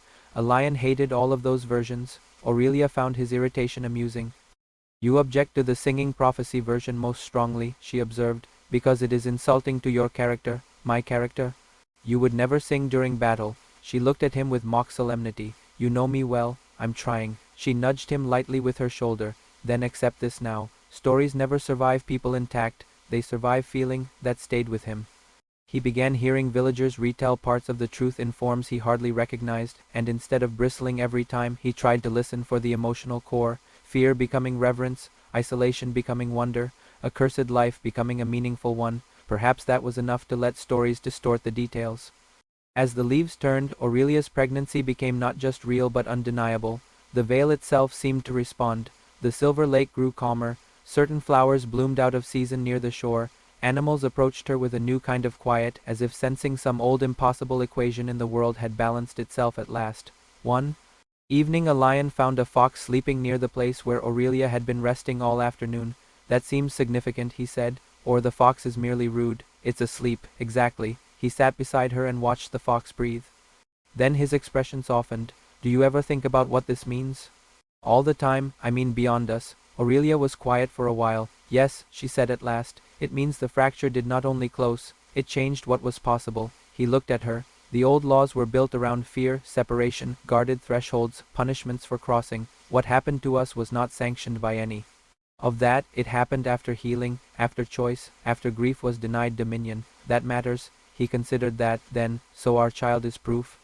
Aurelia's hand went to her belly with unconscious tenderness. Yes, she said, proof that the world can become more than what wounded it. That sentence became, in a lion's private mind, the true ending of everything. Not that they had survived darkness, not even that he had finally slept, but that from all the old violence and fear, something genuinely new had emerged, not repetition, not echo, not punishment, creation. Winter approached again. The season that had once driven a lion into the forest toward revelation now returned, softened by memory.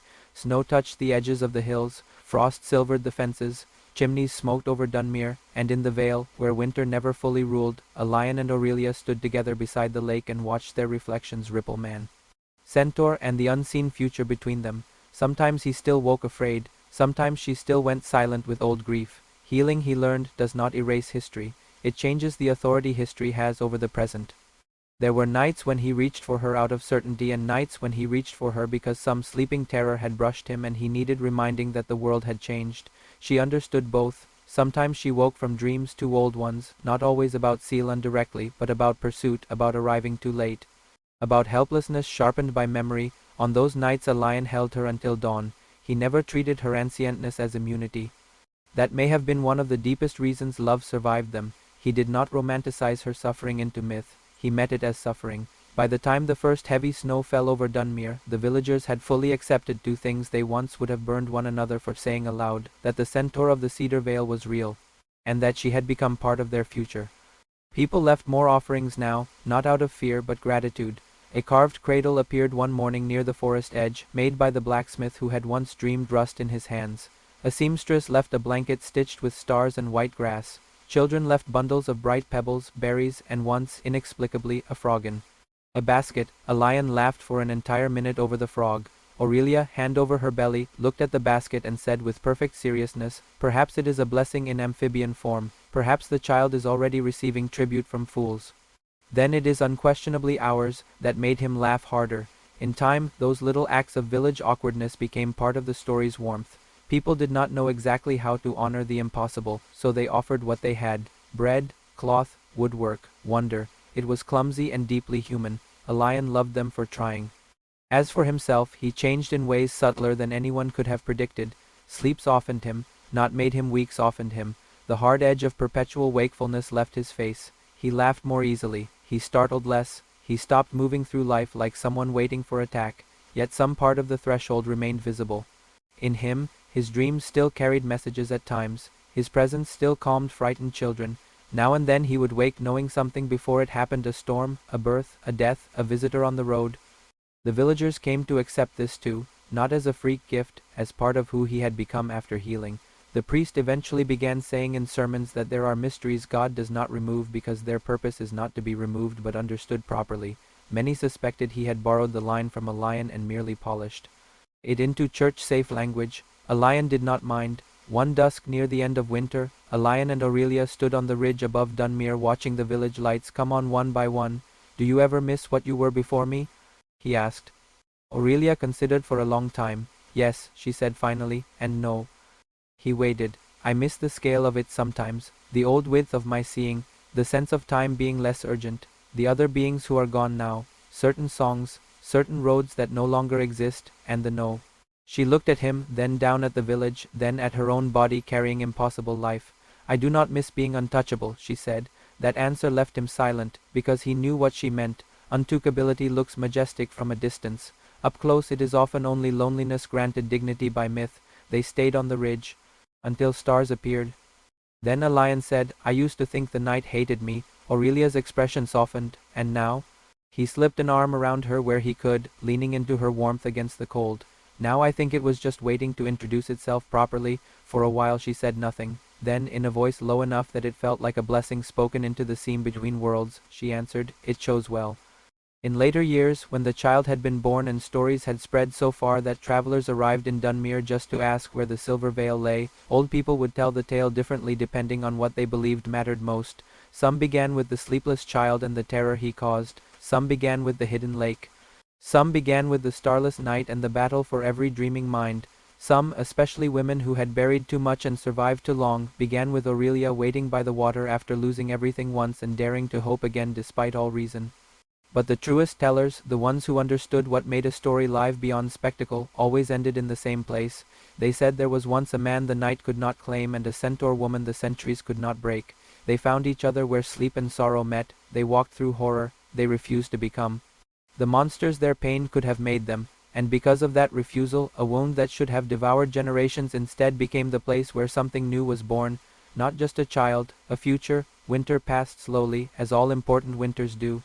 Not because of storms. Dunmere had known worse storms. Not because of famine. The granaries held. Not because of death stalking the roads. For once death moved at the ordinary pace villages understand and mourn without myth. The season felt long because everyone, whether they admitted it or not, was waiting for the impossible to finish. Becoming real, Aurelia's body changed with the months.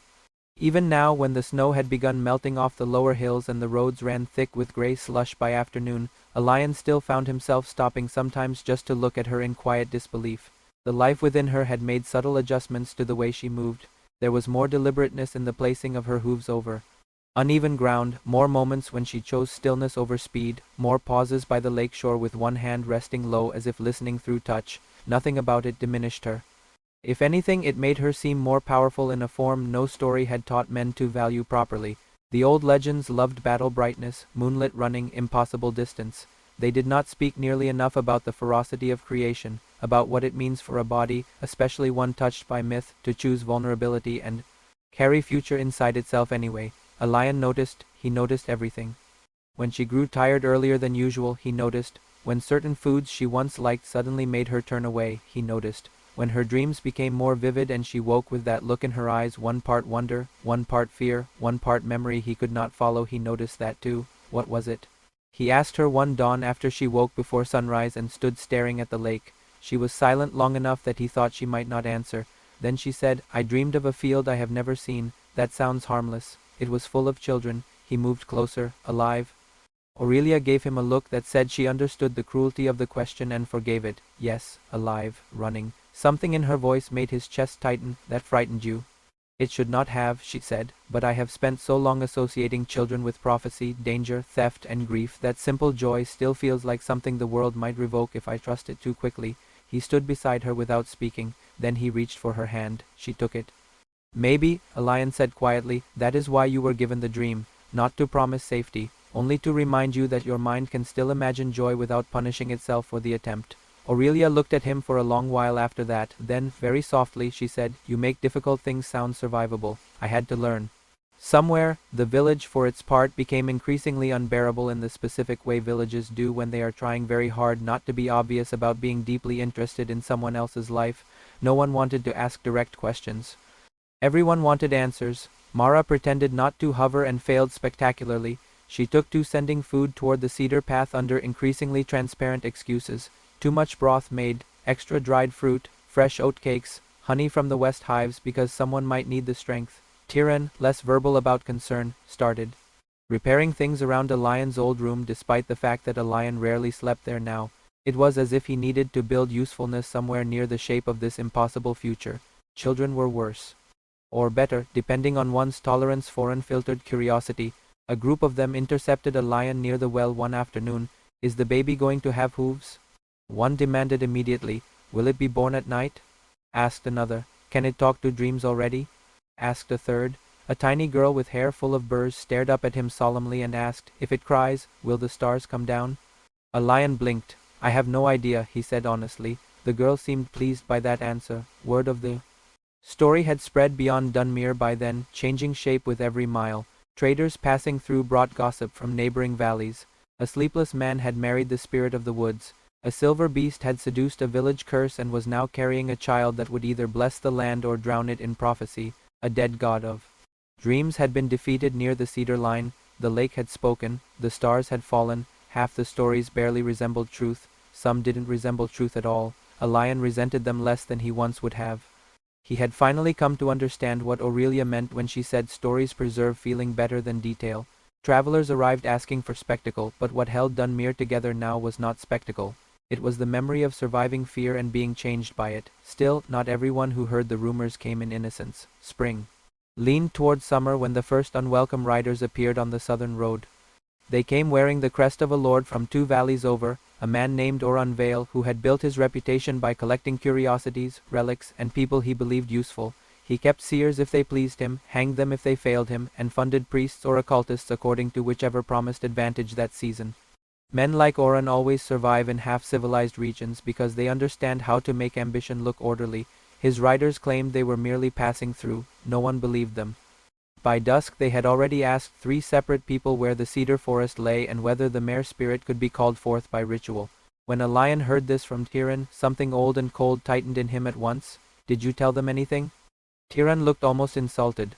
I'm a fool in many matters, son, not in that one. A lion left for the vale immediately. Aurelia was standing in the shallows when he arrived, as if she had sensed the shift already. Pregnancy had not dulled the old awareness in her. If anything, it had sharpened her caution. He could tell from the angle of her head before he even spoke that she was listening to something beyond birds, water, or wind. We have visitors, he said. I know, of course she did. He stepped beside her at the shore. How dangerous. She was quiet. That depends on whether greed has outrun fear. That sounds like dangerous. It usually is. The riders stayed the night in Dunmere's Inn, spending coin too freely and asking questions too carefully. By morning one of them had ridden south again carrying a letter.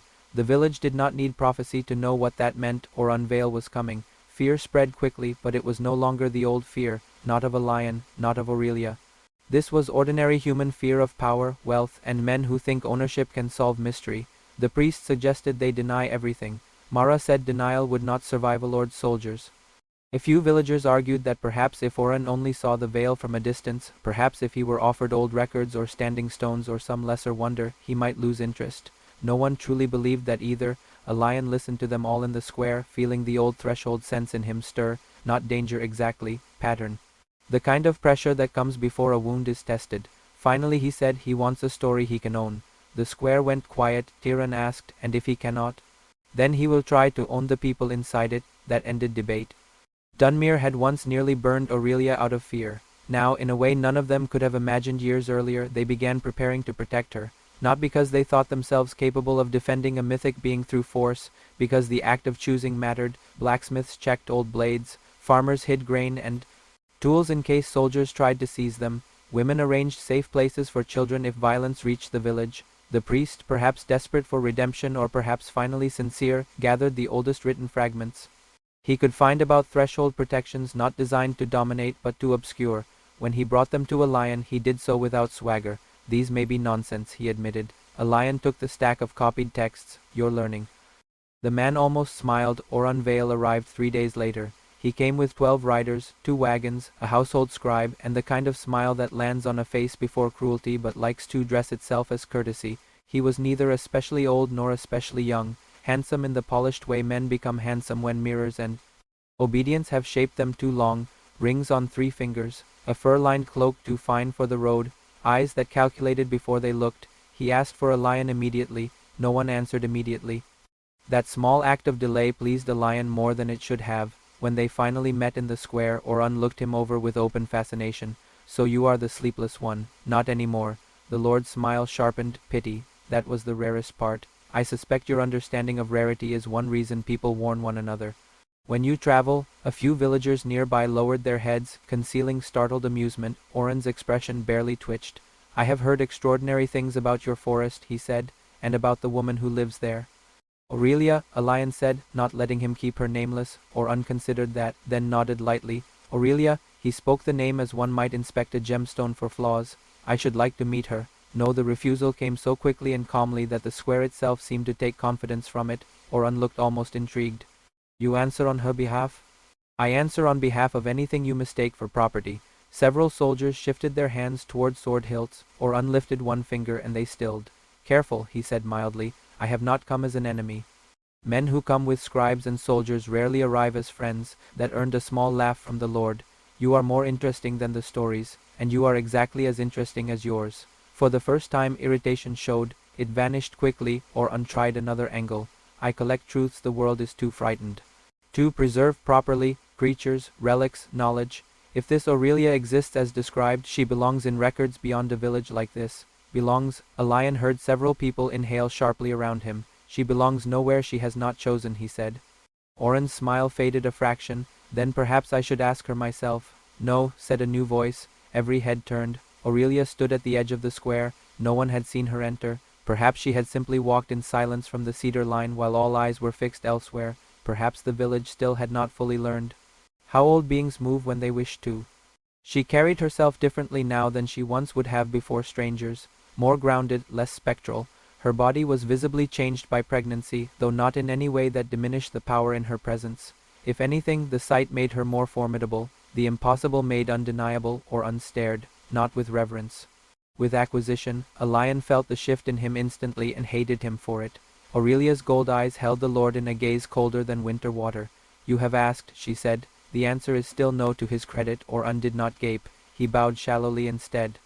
My lady, I mean no offense. Then leave. A beat of silence. The square held its breath, or straightened slowly. You misunderstand me. I have influence, land, resources. If there are truths in your existence the world has forgotten, I could preserve them. Aurelia's expression did not change. Preservation is often only a prettier word for captivity when spoken by men like you. His eyes cooled. There are larger forces than this village. Churches, courts, collectors. If word spreads unchecked, worse men may come. A lion answered before Aurelia could. And thank you for the warning. You may be first in line among them. That won them a dangerous smile. Oran took one step closer. Do you think you can keep this hidden forever? A centaur woman, a child that should not exist, a man walking with dream-marked eyes. Sooner or later power notices anomaly. Power noticed already, Aurelia said. We are looking at it. For a long second a lion truly thought violence would begin there in the square. Instead Oran exhaled softly and stepped back. As you wish, he said. For now, that phrase sat in the village like poison. He remained in Dunmere 2 more days, watching, questioning, sending riders out and back. The pressure of his presence was almost worse than open attack because it made everyone live braced. Children were kept indoors, men slept in shifts. The priest marked charms over doors not because anyone believed old ink would stop soldiers, but because doing something with frightened hands can keep despair from becoming shape. On the second night a lion dreamed of antlers in fog and woke with the old threshold sense vibrating hard behind his ribs. He sat upright at once. Aurelia, resting beside him in the vale, woke too. What is it? He's not leaving empty-handed. Neither of them slept again before dawn. They were right. Oran did leave on the 3rd morning, but by evening one child from the village was missing. A boy of 10 named Harl, last seen near the southern meadow gathering dropped kindling. Panic hit Dunmere like a thrown torch. A lion didn't wait for argument. He took him as leverage. Tyrant swore under his breath. Mara went white. The priest crossed himself and then, catching Aurelia's expression, seemed to realize too late how ugly the old reflex looked in this context. Aurelia's body had gone completely still. That frightened a lion more than anger would have. He knows, she said. What? She turned to him, and the old gold in her eyes had become something harder than flame. He knows what children mean to me. The air around her seemed to sharpen. A lion stepped close. Then we bring Harl home. There was no question of whether Aurelia would be part of it despite her condition. The only question was how to keep her from outrunning sense in her fury. In the end, the answer was that no one could. A lion simply chose to stay beside that fury rather than stand in front of it. They tracked Torrens' party south through woodland and marshland lit by a hard moon. The threshold sense in a lion made the trail almost visible. Disturbance in sleep leaves residue for those who know where to look, and the terrified dreams of a stolen child burn brightly in the invisible. By midnight they found the camp. Oran had not taken Harl far. That was its own kind of insult. He had expected negotiation under pressure, not pursuit through darkness. The boy was tied near a wagon, wrapped in a cloak too large for him, eyes wide and dry with shock. When he saw a lion emerge from the tree line, he made a sound half sob, half relief. Oren rose from the fire as if inconvenienced rather than threatened. I wondered how quickly sentiment would move you. Aurelia stepped into the firelight beside a lion. The soldiers near the wagons reached for weapons and then hesitated, because even armed men hesitate when a legend arrives in wrath. You stole a child, Aurelia said. Oren spread his hands. Borrowed, to facilitate reason. Harl whimpered. Something in a lion went cold enough to become precise. You made one mistake, he said. Oren arched a brow. Only one. You assumed this story would repeat the old way. The Lord's smile thinned. Old ways repeat because people do. No, said Aurelia, and the night around the camp seemed to lean toward her voice. They repeat because men like you assume fear is stronger than grief after it learns to fight back. Then everything happened fast. One soldier lunged for Harl, perhaps intending to drag the child behind him as a shield. He never got the chance. A lion moved through dream speed now when forced. He had threshold current still answerable in his blood. He crossed the space before the man's hand reached the rope and struck him aside with enough force to drop him into the fire. At the same instant Aurelia charged. If Oren had ever believed stories exaggerated what a centaur could do in fury, he lost that belief within a heartbeat. She tore through the camp like a silver storm given muscle and memory. Wagons overturned, tethered horses screamed and broke free, men scattered before they fully processed movement. She was careful not to kill except where absolutely forced. A lion noticed that even in rage, because some line in her had changed forever after Sealan, but she did not spare dignity. Soldiers flew, blades snapped. One man lost his helmet and most of his certainty to a single strike of her forearm. A lion cut Harl free. You can run? The boy nodded frantically. Go north, don't look back. Harl bolted into the dark. Oren drew a pistol-like hand crossbow from inside his cloak and aimed not at a lion, but at Aurelia. A lion saw it too late to shout. Aurelia turned at the last second, but not fast enough to avoid the bolt entirely. It struck high along her side. Not deep enough. She stumbled. Everything in a lion's vision narrowed. Oren smiled in triumph for exactly 1 second too long. Then the threshold answered a lion's rage. Darkness folded between them. Not dream dark this time. Sleep dark. The kind of blackness so total it erases orientation. Oren fired a second bolt into nothing. His horses panicked. His men cried out. The whole camp vanished inside blind midnight while a lion moved through it with impossible clarity. When the dark lifted, Oren was on his knees with a lion's hand around his throat. The Lord's eyes had gone huge. Aurelia stood behind them, breathing hard, blood shining along her side but staying on her feet. A lion could feel how easy it would be to kill him. Too easy. The hush had once offered a simpler world built on possession and retaliation. That temptation had not vanished from existence merely because he had refused it once. It lived in moments exactly like this, when power and pain line up and ask what kind of man one has chosen to be, or unchoked do it. A lion looked at him and understood. The filth of that invitation, execution would make a martyr of his narrative, another nobleman slain by monsters in the wood, another excuse for bigger violence. So a lion did something crueler to a man like Oren. He let him live correctly. He released his throat and pressed 2 fingers to the Lord's brow, or unflinched. Then his face changed. What are you doing? He whispered. Giving you a dream, a lion said. Not a curse, not madness, a dream. A perfect, recurring, inescapable dream in which Oren stood at the edge of every life he had ever tried to own and felt for one full night what it meant to be looked at as an object by someone stronger. No blood, no torture, only the annihilating humiliation of becoming transparent to his own methods. Oren recoiled like he had been struck harder than any fist could manage. You can't, I can. A lion stood. And if you ever come north again I will stop being merciful enough to leave you memory. The Lord scrambled backward through mud and splintered wood, all polish gone. He left before dawn with the wreck of his men. He did not come back. The story of that night spread even faster than the others. In some tellings, Aurelia devoured soldiers whole. In others, a lion stole Oren's shadow. The truth was simpler and more important. A child had been taken to force old grief into obedience. And old grief had refused. When a lion and Aurelia returned Harl to Dunmere at sunrise, the village received them differently than ever before. Not with fear, not even just with gratitude, with trust. Harl's mother fell to her knees sobbing and kissed Aurelia's hand before she even reached for her son. Aurelia looked startled enough by the gesture that a lion almost smiled despite the night's exhaustion. Later, when the square emptied and only family remained nearby, a lion touched the place on Aurelia's side where the bolt had grazed her. You should rest. So should you, you were shot. You were impossible, that is not a medical condition, it is when associated with you. He laughed once, tired and relieved, then, more seriously, are you all right? Aurelia covered his hand with hers and held it there over the place where pain had already begun fading. Yes, she said, because this time we arrived in time, that sentence undid him. He leaned his forehead against hers right there in the village morning while smoke rose from chimneys and people pretended not to watch too closely. Spring gave way to summer again.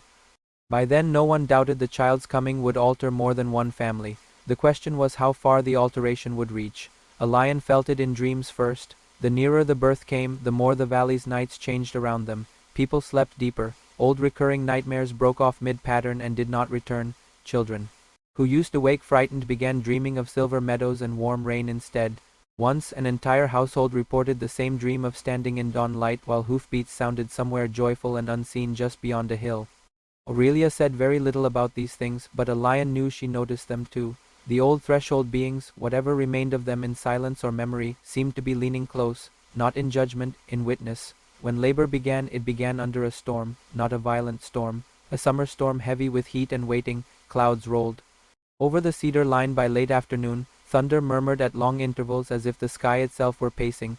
The air smelled of rain and charged leaves. Aurelia had been restless all day. By dusk she stopped trying to conceal it. A lion. He was at her side instantly. It's time. Nothing in his life, not even the starless night or the ceiling of the hush, prepared him for the force of love and fear that hit him then. It made him almost stupid for a moment. What do you need? The question came out too fast, too sharp. Aurelia, despite pain beginning to tighten through her body, actually smiled. You, calm. I can provide one of those. That is enough. Mara had long ago guessed this moment would come in the vale rather than the village, and practical to the core, she had prepared accordingly. She had insisted on teaching a lion what she could about childbirth despite both of them trying very hard to avoid awkwardness in the conversation. Now he silently thanked every uncomfortable lesson. The storm gathered above the trees. Rain began soft at first, ticking over leaves and silvering the lake. Labor was long. Long enough to stretch fear into devotion and devotion into something almost prayerful. A lion stayed with Aurelia through every hour, every wave of pain, every moment she gripped his arm hard enough to leave bruises. He brought water, braced her, spoke when speech helped, fell silent when it did not. The old vale seemed to gather around them protectively. Animals kept away. The lake remained unnaturally still despite the rain. Thunder rolled but never directly overhead. At one point, deep in the hardest part of it, Aurelia bowed her head against his shoulder and said through clenched breath, I am afraid. He held her face between both hands. So am I. That startled a strained laugh out of her. Then at least we are not alone in it. Never, he said. Hours later, just before dawn, the child entered the world. For one suspended second there was only silence. Then a cry, sharp, alive. The sound cut through storm, grief, history, prophecy, through all of it clean as first light. A lion nearly stopped breathing. Aurelia made a sound unlike any he had ever heard from her before. Not pain, not relief. Something deeper, something ancient and immediate at once. The sound of a soul realizing it has been trusted with hope a second time, and this time the world has not stolen it first. The child was beautiful. Of course people later ruined that statement with excessive detail and mystical nonsense, but in that first raw moment beauty was not decoration. It was simply the fact of life arriving unmistakably. Dark hair damp against a tiny head, strong lungs, wide eyes not yet focused on anything but already carrying a steadiness that made a lion's heart stutter. The child bore both lineages in ways no one could have predicted neatly, human and otherworldly at once, but not fractured, not wounded, whole. A lion held the baby only after Aurelia had. He was shaking so badly he was embarrassed until he realized Aurelia was shaking too. Well, he whispered, voice wrecked, we've done something impossible. Aurelia, exhausted beyond measure and radiant in a way no old legend had ever deserved to claim, looked at him with tears and laughter trembling together. No, she said, we've done something new. The storm ended with dawn, not dramatically. It simply exhausted itself and left the world washed clean when sunlight broke through the clouds and touched the vale. The silver lake threw back three reflections: man, centaur, child, and in that image the whole valley's history seemed to rearrange. News spread through Dunmere before noon, though no one ever agreed who carried it first. Some said birds, some said children at the edge of the forest heard the crying and ran. Some insisted Mara simply woke and knew. However it happened, the village changed that day in a way no sermon or fear campaign ever could have forced. People smiled at one another without reason. The blacksmith rang his hammer against the anvil 3 extra times. The priest, trying not to look overwhelmed, announced that Thanksgiving was appropriate though theology would need time to catch up. Mara sat down in her kitchen and cried until Tyrion, helpless and moved, put both arms around her and held on. By evening offerings lined the forest edge, not out of superstition now, celebration, bread, milk, flowers, carved toys, lengths of bright cloth, little bells, a tiny wooden horse someone had painted silver, a knitted cap, too small for certainty and too loving to be mocked. A lion and Aurelia did not bring the child into the village immediately. Some boundaries deserved slowness, but after a handful of days, when the baby had fed and slept and cried enough times to prove belonging in all the ordinary ways, they came. The square filled quietly, no one pushed forward, no one shouted. Aurelia entered. First, carrying the child wrapped in the star-stitched blanket the seamstress had left months earlier. A lion walked at her side with that protective tenderness new fathers seem both absurd and magnificent in. Mara was crying before she reached them. Tyrion looked as though someone had handed him a piece of sunrise and asked him not to drop it. When Aurelia placed the child carefully into Mara's waiting arms, the entire village seemed to stop breathing. Mara looked down, smiled through tears, and whispered, "Hello, little one." The baby blinked once, entirely unimpressed by communal history. It was perfect. Laughter rippled through the square, soft, disbelieving, relieved. From that point on, the legend outran them all. Travelers came from farther away. Songs were made. Some were terrible. A few were beautiful. The child's name became known in more valleys than a lion had ever walked. People carried pieces of the story outward and bent them around their own needs. Lovers told it as proof impossible unions need not end in tragedy. Mothers told it as warning against fear dressed as righteousness. Priests told it cautiously as evidence that mystery belongs to the divine even when doctrine arrives late. Old soldiers told it as a story about refusing to become what suffering trains you to be. None of them were entirely wrong. Years later, people would ask a lion which part mattered most. The sleeping at last, the hush, the battle, the centaur woman, the child. He always answered differently depending on who asked, but in the quiet of Hya's own mind he knew. The most important thing was this: the wound did not get the final word, neither did fear, neither did those men at the stones, neither did the long centuries of waiting. Love did not erase what happened, it did something harder, it built after, and that is why the story survived, not because it was strange. Because it was true in the ways strangeness often is not. It understood that darkness is real, that inheritance can be cruel, that grief can become architecture, that loneliness can tempt people toward possession, that old violence echoes through blood and custom and dream, but it also understood that none of those things are total. If even one person chooses tenderness where domination would be easier, the man who never slept learned to dream, the centaur woman who had spent ages guarding loss learned to rest.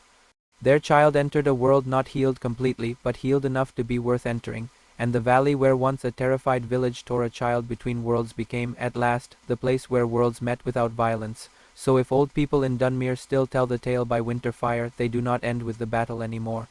They end with mourning. They say there was once a man the night could not claim and a centaur lady the centuries could not break. They found each other where sleep and sorrow touched. They crossed the wound. They changed what was possible. And because they did, the dark stopped being only the place where things were lost. It became, for the first time in a very long while, the place where something could safely begin.